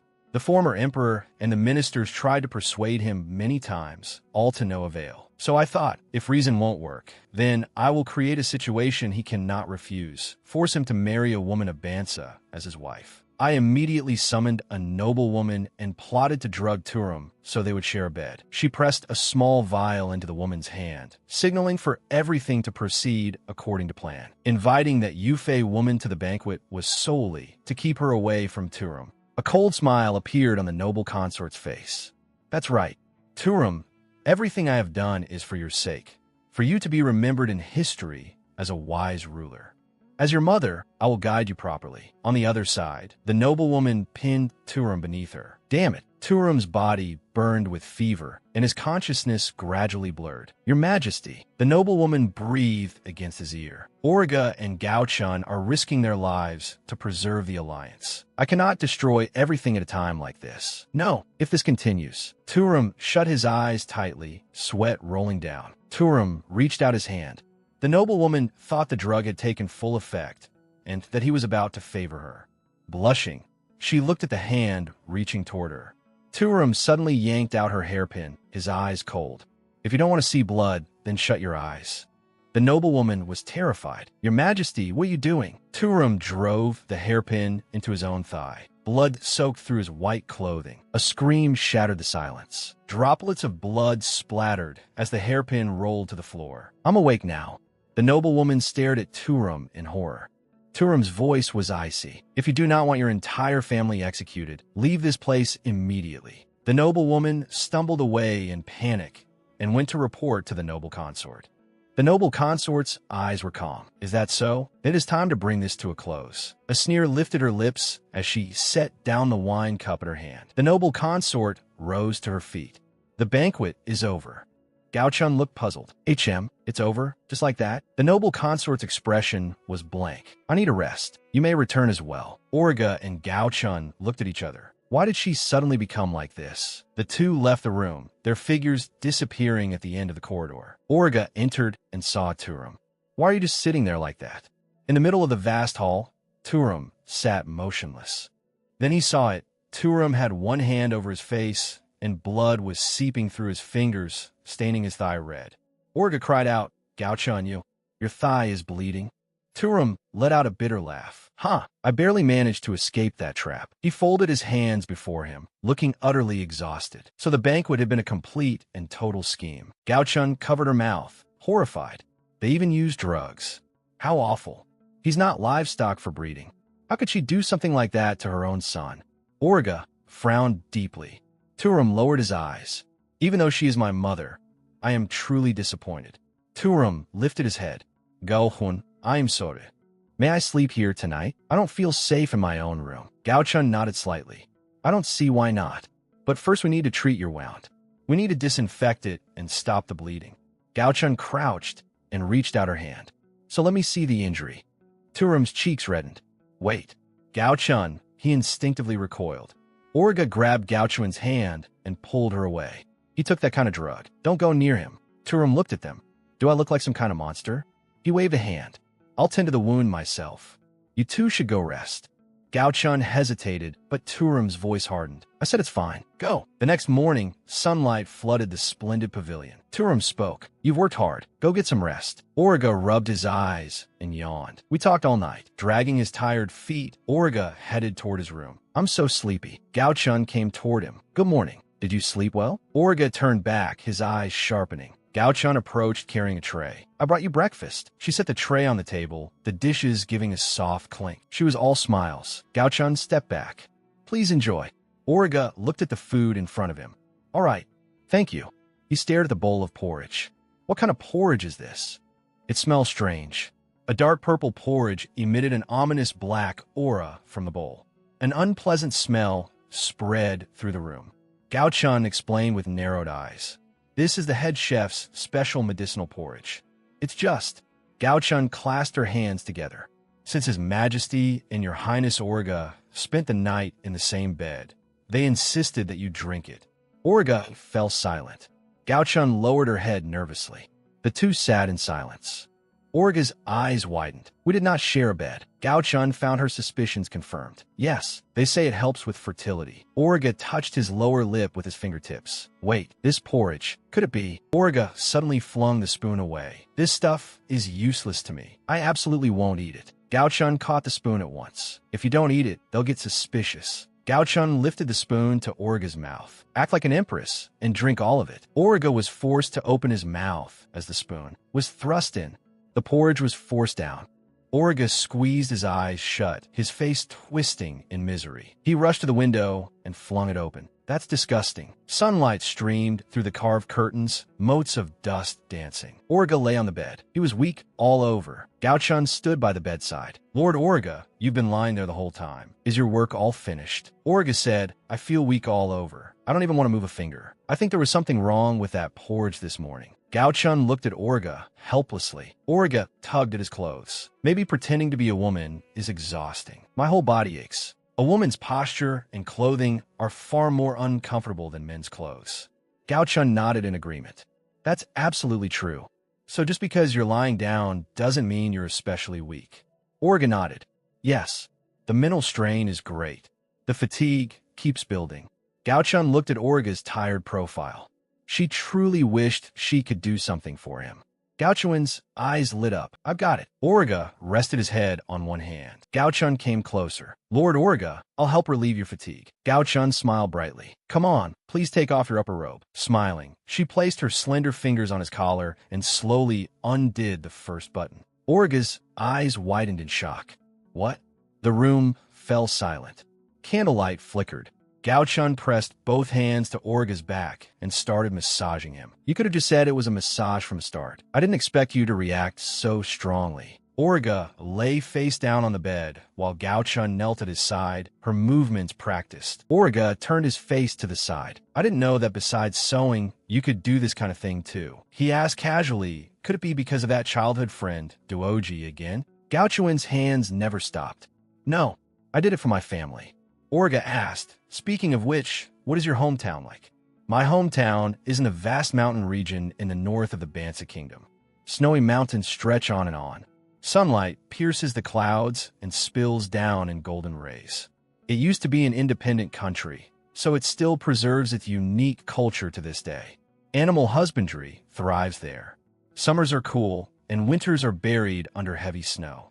Mir Village is where my home is. The snow there is especially heavy, enough to bury the roads completely. The village becomes cut off from the outside world, so before winter arrives, we are always busy stocking food and necessities. Orga said, that's amazing. I can't imagine it at all. It doesn't snow in the Yufei Kingdom. I really want to see it with my own eyes someday. Gao Chun's hands continue the massage.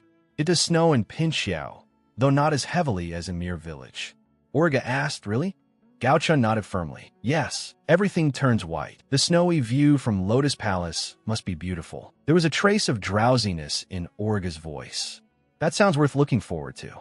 Gao Chun closed her eyes, a blush rising on her face. Gao Chun's hands left Orga's back. All right, the massage is over.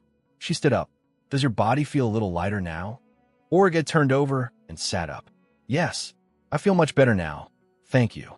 Bracing one hand on the bed, sunlight outlined the lines of his muscles. He gazed at Gao Chun. I only wanted to help relieve Lord Orga's fatigue just now. Did I do something too bold? Orga looked at Gao Chun. What's wrong? Your face is very red. Gao Chun abruptly turned her back to Orga. Don't look. It's because I'm sweating. Thinking quickly, she added, right? Let me give you a foot massage to finish. Gao Chun crouched down and grabbed Orga's foot. Wasn't it already over? Gao Chun pressed hard into the sole of his foot with both hands. Orga's face twisted. Ow, that hurts. Gao Chun looked flustered. Oh dear, Lord Orga, is your stomach unwell? It seems you really do have a lot weighing on your mind. Orga's face turned bright red. All right, I get it. Stop already. That's enough. Gao-chun finally let go. Origa was filled with relief. The room was left with only an easy, relaxed atmosphere. Eluz stood alone in a dark room, both hands braced on the table. This can't go on. Eluz murmured under his breath, "Brother." Eluz's eyes were resolute. I have to make up my mind soon. Sunlight filtered through the lattice windows and fell over Origa. He sat quietly at a table, gazing at the greenery in the courtyard. Gao-chun entered carrying tea and sweets. "Lord Origa, I brought some refreshments." Origa glanced aside and gestured. "Put them down and have some too. You said you liked these sweets." Gao-chun looked troubled. "Sorry, I still have something to do." Origa turned slightly. "What is it?" "You can do it after eating." Gao-chun's tone was firm. "No, it's something I have to do right now." Origa picked up his teacup. "Is it really that urgent?" Gao-chun turned to leave. "Sorry, but I really have to go." She practically ran out. Origa watched her retreating figure. "Gao-chun, what is she in such a hurry for?" Gao-chun's figure disappeared behind the door. Resting his cheek on one hand, Origa sank into thought. She actually refused her favorite sweets. That's so unlike Gao-chun.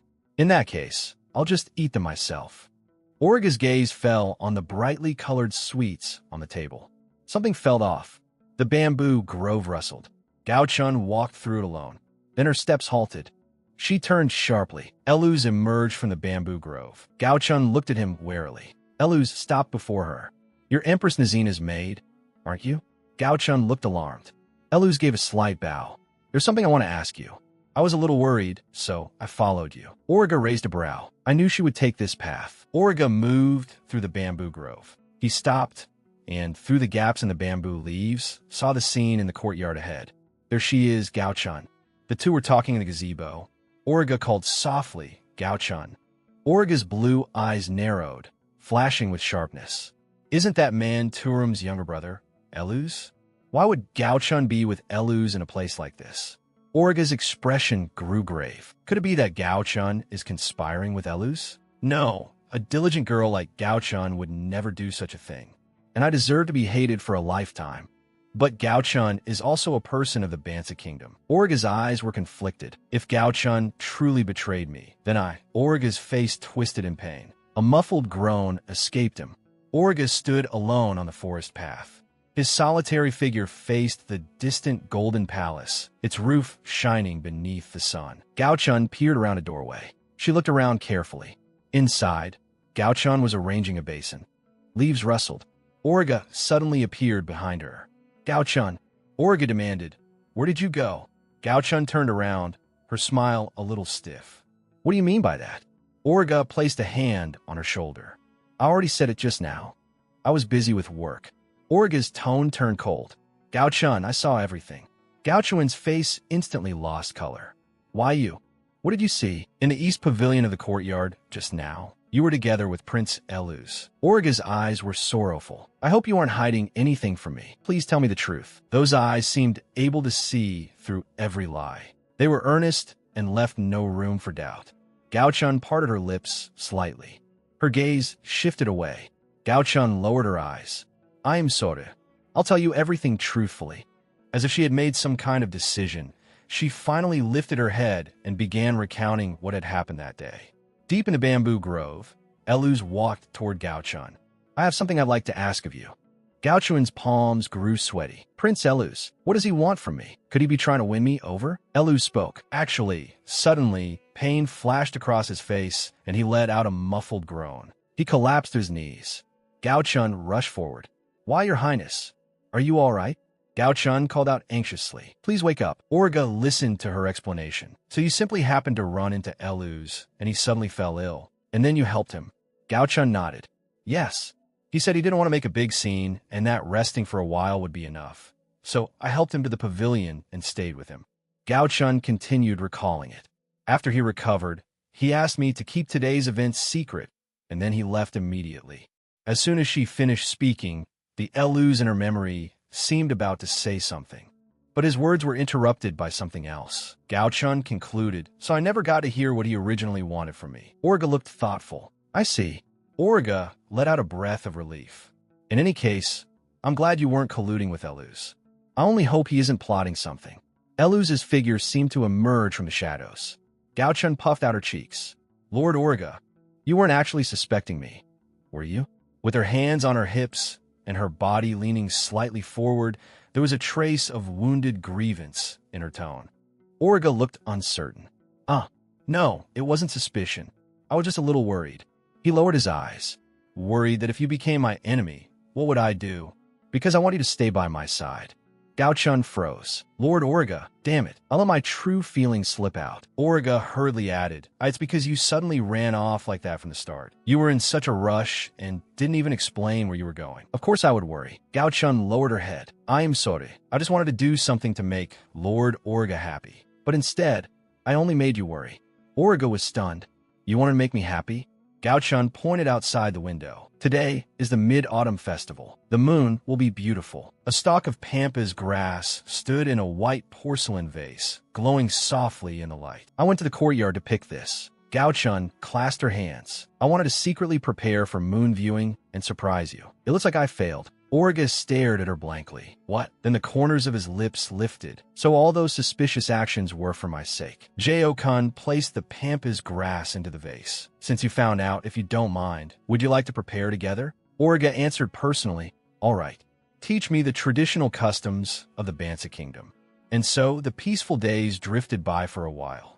Before long, the bitter winter arrived. A porcelain cup shattered on the floor. Fragments scattered in all directions. Orga braced himself against the table and coughed violently. His body swayed as if about to collapse. With a hand over his mouth, his eyes were full of pain. Orga suddenly coughed harder. Gao Chun rushed forward to support him. Your Highness! Orga raised a hand to stop her, his gaze unfocused. Sorry. I'm Yufine. Gao Chun stood by Orga's bed. He had been bedridden often lately. Coming from the warm Yufei kingdom, the cold of Bansa was beyond imagination. In the past few days his condition had worsened. His face was pale and his breathing was labored. Gao Chun gazed at the snowflakes falling beyond the window, wishing she could do something for him. Several days later, Orga sat upright. His complexion improved. Gao Chun suddenly burst in. Your Highness. She spread out a brown woolen coat, her smile warm. If you wear this, you won't be cold in winter. Orga lay on the bed as Gao Chun handed him the coat. Is this for me? Orga looked puzzled. Gao Chun nodded with a smile, though her face was heavy with the weariness of many sleepless nights. Yes, I thought you might feel cold in Bansa. Orga's fingertips brushed the coat. Did you make it yourself? Orga draped the coat over himself. Wow, it really is warm, and it fits perfectly too. He crossed his arms around himself, savoring a warmth he had not felt in a long time. It was like being wrapped in a gentle embrace. The size is just right, too. Orga looked up at Gao Chun. Thank you, Gao Chun. Gao Chun looked at him with relief. That coat suits you so well. Turum came over with his arms folded and asked Gao Chun, didn't you make one for me too? This one is only for His Highness Orga. Your Majesty, don't you already have a much more splendid fur coat? Turum lowered his head with a light laugh. That's a pity. Turum walked over to Orga. Orga, let me try it too. Orga wrapped the coat more tightly around himself. No, this is mine. The corners of Turum's lips lifted. Gao Chun looked at him. Your Majesty, why have you come? Turum's expression turned serious. Right? It's not good news. Turum's voice echoed. Father says he is holding a court banquet on the day of early winter. Orga and I must both attend. Turum's profile darkened. Since it is a banquet hosted by Father, there is no telling what may happen. Orga looked worried. Be prepared. Turum turned to Gao Chun. And Gao Chun, you must attend the banquet as well. Stay by Orga's side at all times and watch for anything suspicious. Gao Chun was just about to answer yes when Orga suddenly shouted no. He grabbed Gao Chun by the wrist, his eyes resolute. It's too dangerous to take Gao Chun to a place like that. Turum sighed. Orga, I understand your concern, but one more ally is always better. That is precisely why I made Gao Chun your personal attendant. Orga glared at Turum, but Gao Chun has already been seriously injured once. I cannot let her be placed in danger. Turum's expression turned cold. Our mission itself is full of danger. Gao Chun must be prepared for that. Orga clenched his teeth, looking unwilling. Gao Chun stepped between the two men. Please calm down, both of you. She freed herself from Orga's grip. I'm going to the banquet too. Gao Chun, you don't have to come. There's no need to force yourself. I'm not forcing myself, Your Highness Origa. Gao Chuan's gaze was steady. I want to do my part as well. Her eyes were full of hope. Please don't leave me out, all right? Origa's feelings were conflicted. Gao Chun, Turum spoke. Good, that's a wise decision. Take good care of Origa. Gao Chun nodded firmly. Yes.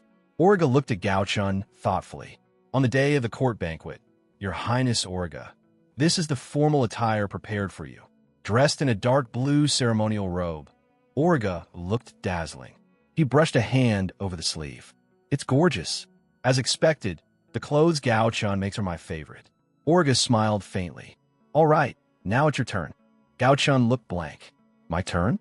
Origa unfolded a pale robe trimmed in blue and white. Wear this tonight. Gao Chun looked at the gorgeous outfit. Wow, it's beautiful. She lowered her head and murmured, but someone like me, how could I wear something so splendid? Origa walked over to her. What are you saying? You are now the Empress's personal attendant. There is absolutely nothing wrong with dressing like this. Gao Chun clasped her hands together, still very hesitant. But clothes this gorgeous don't suit me. I'm not a beauty like Your Highness Origa. They'll only make the scar on my forehead stand out more. I'm sorry, especially when you prepared this for me. Origa's gaze sharpened. You really understand nothing at all. There's no doubt this outfit suits you perfectly. The corners of his lips lifted, his eyes gentle and confident. Origa pointed to the chair before the dressing table. Close your eyes and sit here. Gao Chun obediently sat down. Standing behind her, Origa said, I'll prove it to you. Turum looked toward Origa's back. Origa, are you ready for the banquet? Origa smiled faintly. Of course. Everything is ready. He turned around. Right, Gao Chun? Gao Chun gave a start. Yes. Turum pressed further. Gao Chun, what are you trying to hide? Gao Chun's figure came into view. She wore an elegant robe patterned like blue flowers. Her brown hair was pinned up and adorned with delicate ornaments, and her green almond-shaped eyes held a trace of unease. Turum's gaze froze. Well, that truly is impressive. Origa, did you do this? Origa laughed softly. Of course I did. Surprised, aren't you? See? Gao Chun. Turum walked closer to her. I nearly mistook you for a noble young lady. He raised a hand to his chin. Even the scar on your forehead has been perfectly concealed by this makeup. Origa looked at Gao Chun. That outfit suits you very well, too. Gao Chun's cheeks flushed slightly. Really? Turum clasped his hands together. Good. It seems we're all ready. Turum clapped his hands. Let's go to the banquet hall. Origa and Gao Chun followed. The palace banquet hall was packed with guests.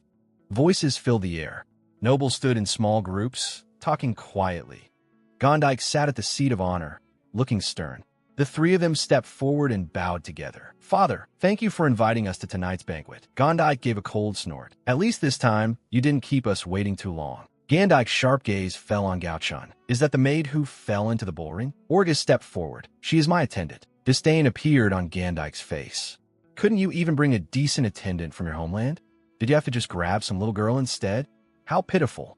His scornful eyes swept across Gao Chun's face, the corner of his mouth curling in mockery, as if she were some kind of joke. Hearing that, Gao Chun's body trembled slightly, and she closed her eyes. Origa placed a hand on Gao Chun's shoulder. You're right. She is my only attendant, and she still lacks experience. His tone shifted, but she is thoughtful and capable. Most importantly, I trust her deeply. I am very fortunate to have met such a maid in the kingdom of Bansa. Gao Chun looked up, her eyes shining. Origa, Gao Chun, and Turum exchanged glances. Turum smiled faintly and bowed to Gondike. Then, Father, I'll take my leave first. Gondike watched the three of them walk away, his expression dark. A bunch of brats who don't know their place, acting like they own this place.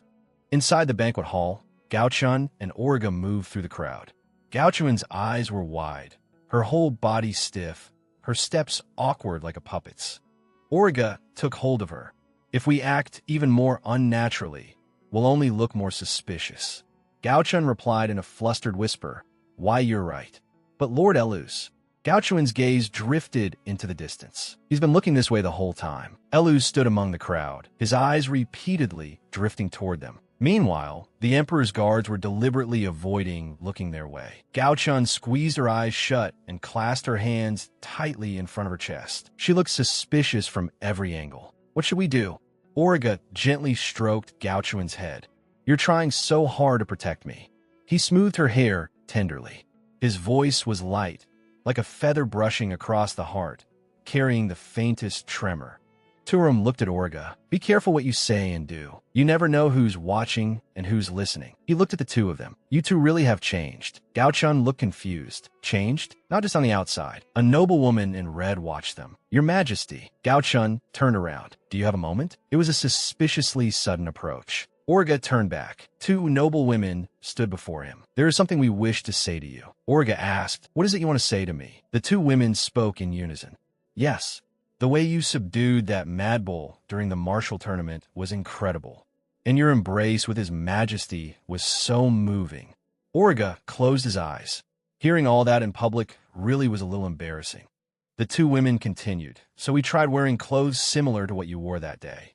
They added, since that day, red outfits have become fashionable, and so have those exotic-style accessories. Orga opened his eyes. What? A memory flashed through his mind. Dressed in red and blue, subduing the bull among the flowers. His red cloak fluttered, and Orga smiled. I hadn't even noticed. He looked a little dazed, his smile slightly bashful, unconsciously touching his cheek. Gao-chun looked at Orga. So many people admired the kingdom of Yufei and adored Prince Orga.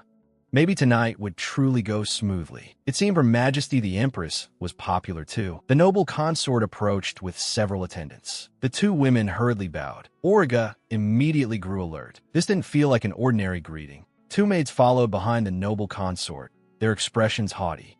Gao-chun immediately bowed. Oh, that's right, the noble consort said, lightly waving her folding fan. Since there's an orchestra here, wouldn't it be wonderful if Her Majesty the Empress played us a piece? A faint sneer curved the noble consort's lips.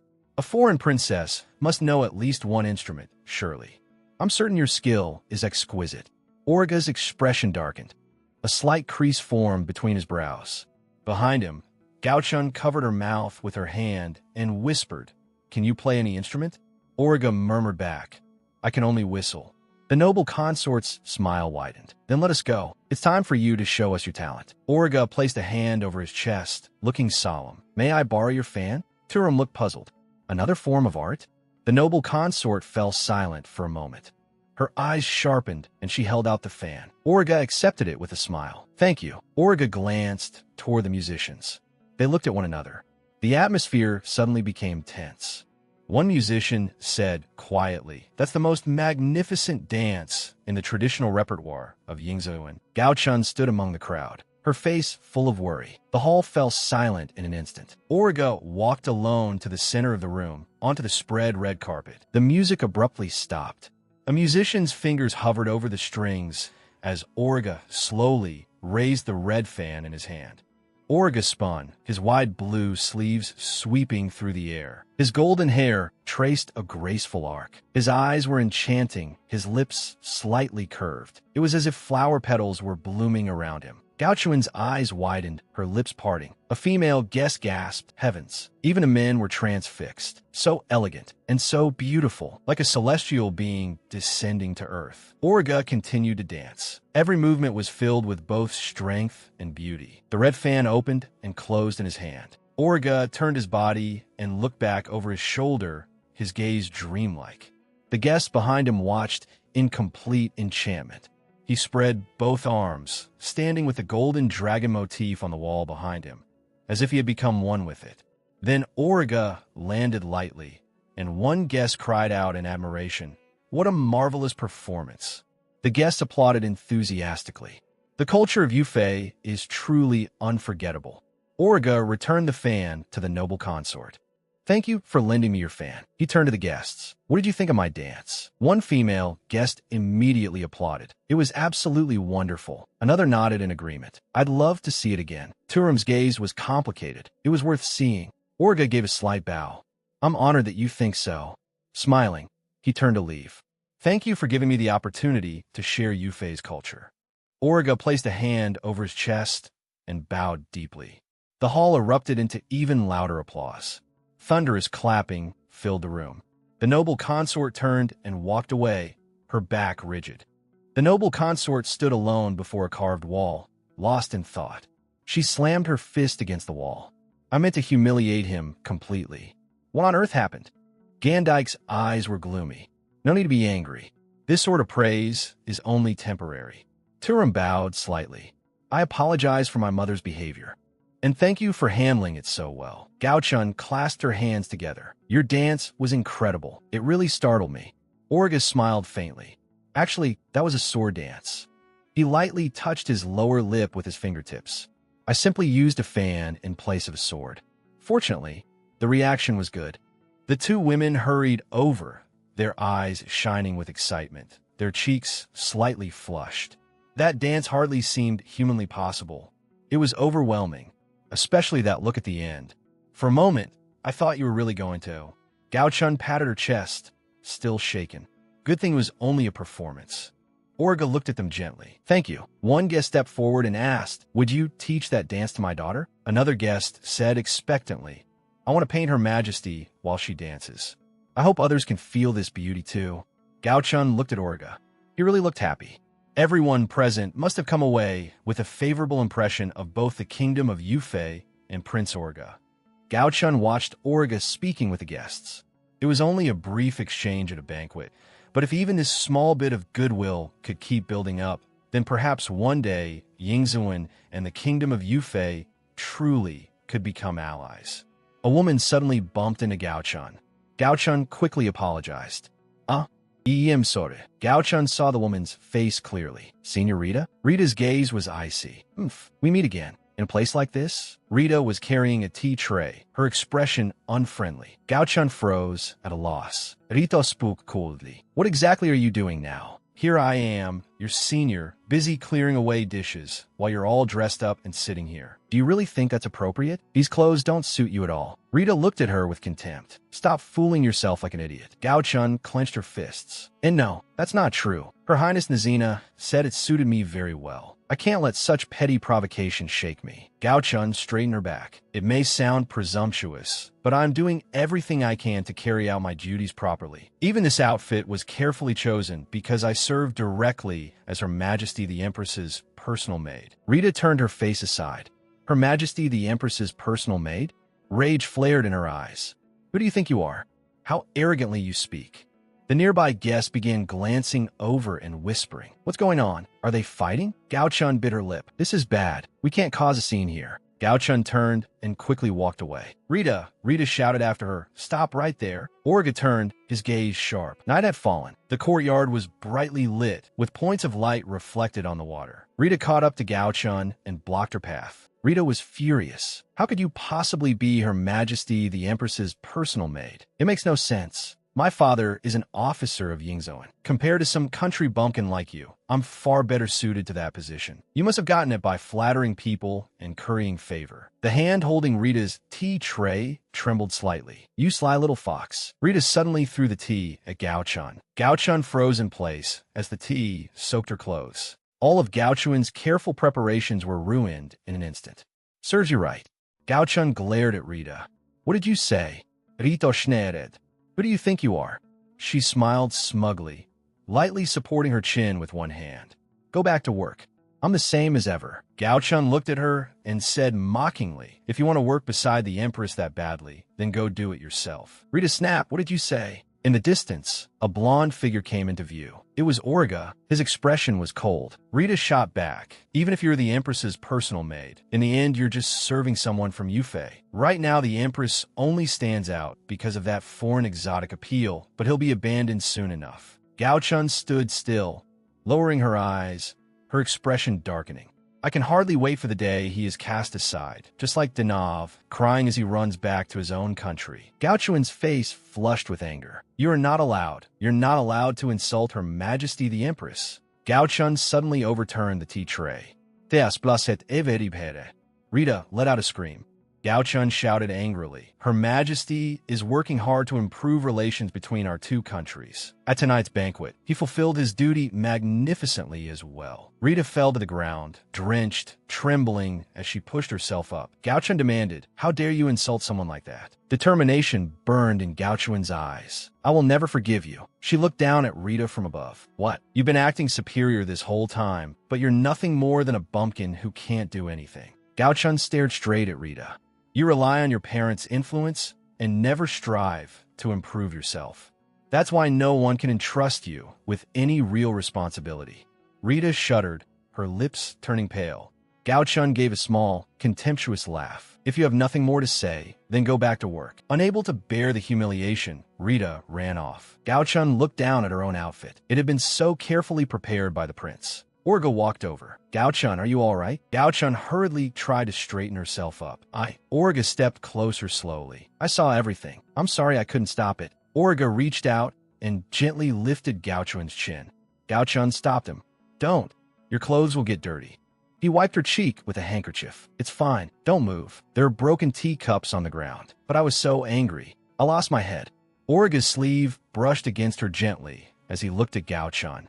But overturning the tea tray like that, wasn't that just like smashing jade in anger? Wasn't it? But that's exactly what makes you special. Gao Chun's cheeks reddened, her eyes widening in surprise. Orga lowered his eyes. You should have ignored what they were saying about me. Gao Chun suddenly turned away, her face burning red. We should go back to the banquet hall. Everyone is probably waiting for you. Seeing how flustered she was, he asked, What's wrong? Orga smiled faintly. All right, everyone seems very curious about the outfit I wore at the bullfight. Gao Chun froze. Are you talking about me? I told them I'd introduce the maid who made that outfit. Orga held out his hand. Cool, me. Let's go together. Gao Chun looked at Orga hesitantly, then gently placed her hand in his palm. Yes. Suddenly, a scream tore through the night, followed by the violent crash of shattered porcelain. Orga spun around at once and pulled Gao Chun behind him. What was that sound? Orga wrapped an arm around Gao Chun, shielding her tightly in his embrace. An assassin's dagger rushed toward them in an instant. A black-clad assassin burst through and hit the ground hard. Rolling up at once, the assassin's dagger flashed coldly in his hand. It shot straight toward Orga. Murderous intent surged forth. The dagger's sharp point rapidly filled Orga's vision.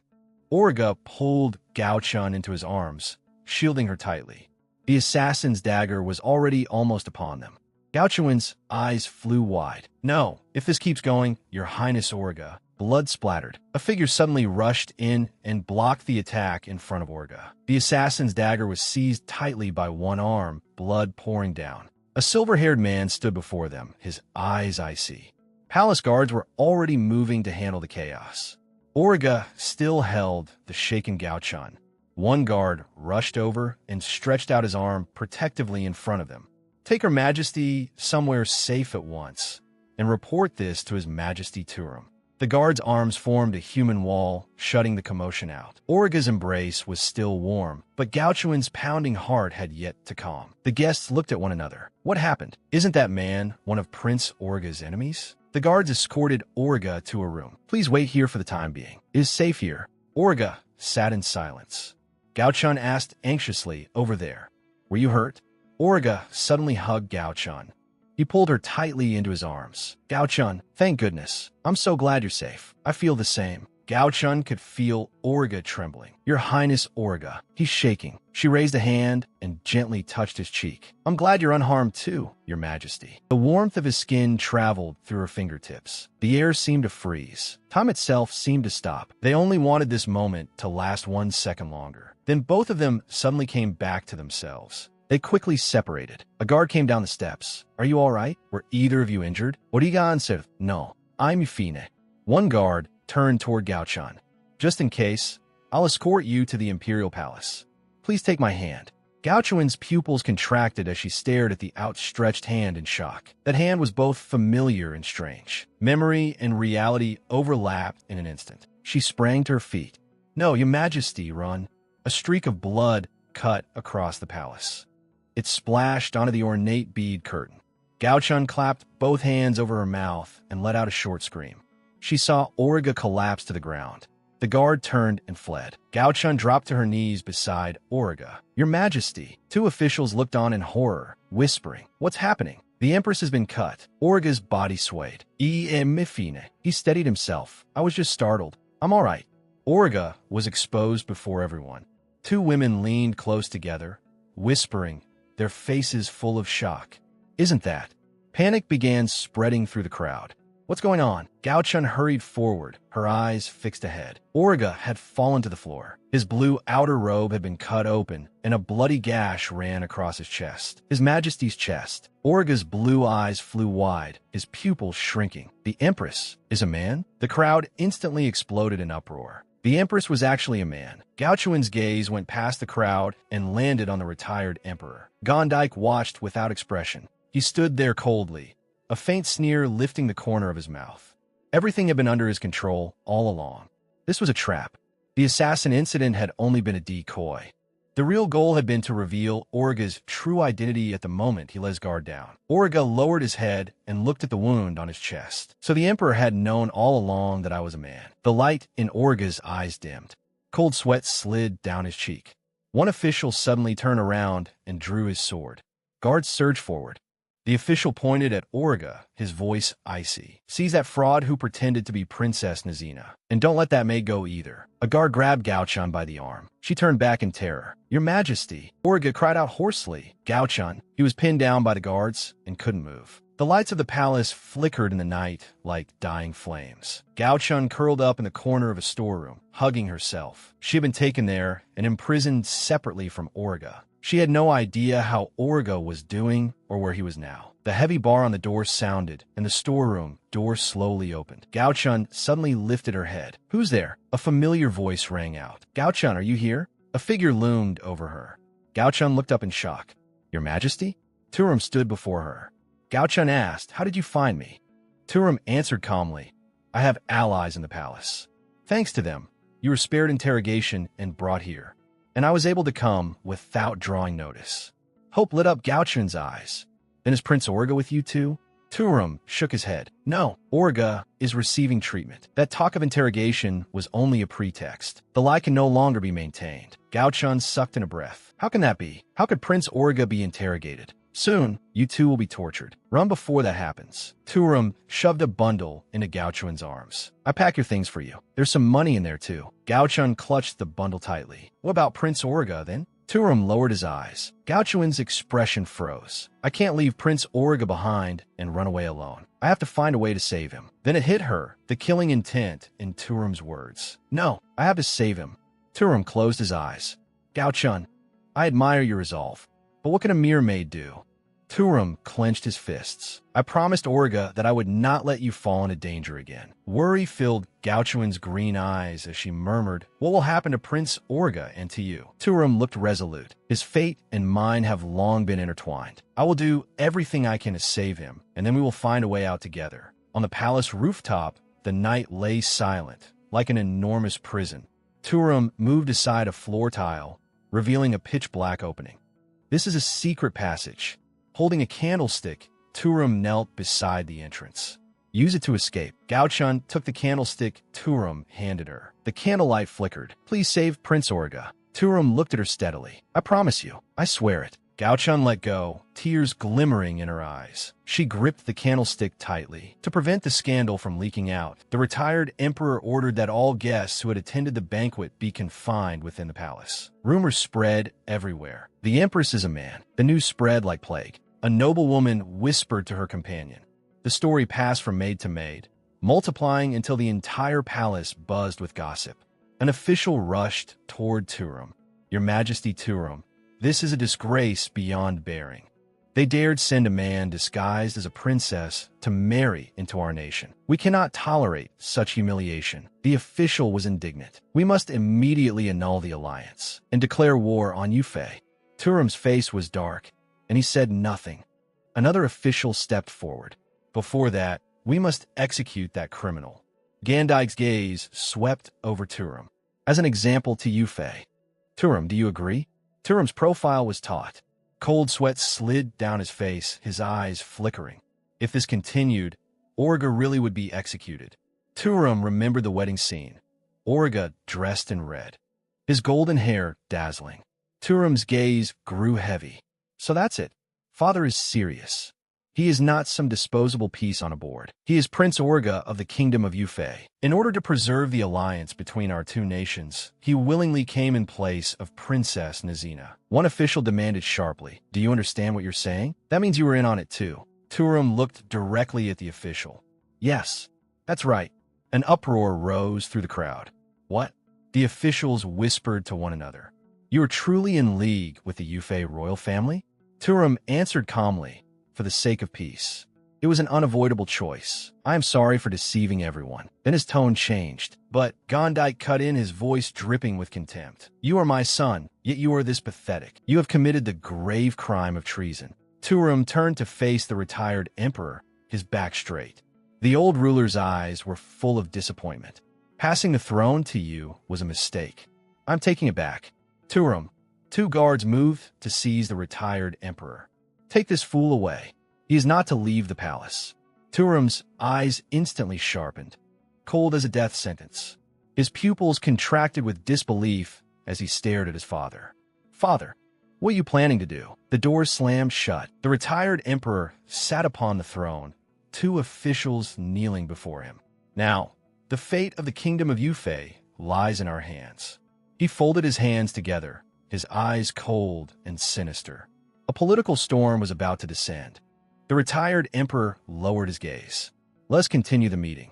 Night blanketed the palace, and the moonlight was cold. Carrying a bundle on her back, Gao Chun ran down the palace corridor. She was panting hard, her steps hurried. Gao Chun looked back over her shoulder, tense. She absolutely could not get caught. The palace lay quiet in the night. Gao Chun ran alone. She finally stopped, gasping for breath, when a voice came from behind her. Gao Chun. Gao Chun spun around. Doji was standing there. Doji, he had once advised me to resign from being a maid because it was too dangerous. And now, even if he called me foolish, I wouldn't be able to argue. Gao Chun opened her mouth. Doji, her voice caught her throat. What happened? Doji reached out a hand. Gao Chun. Doji suddenly pulled Gao Chun into his arms tightening around her shoulders. His voice sounded beside her ear. I'm so glad you're here. Tears shimmered in Gao Chun's green eyes as she answered softly, Doji.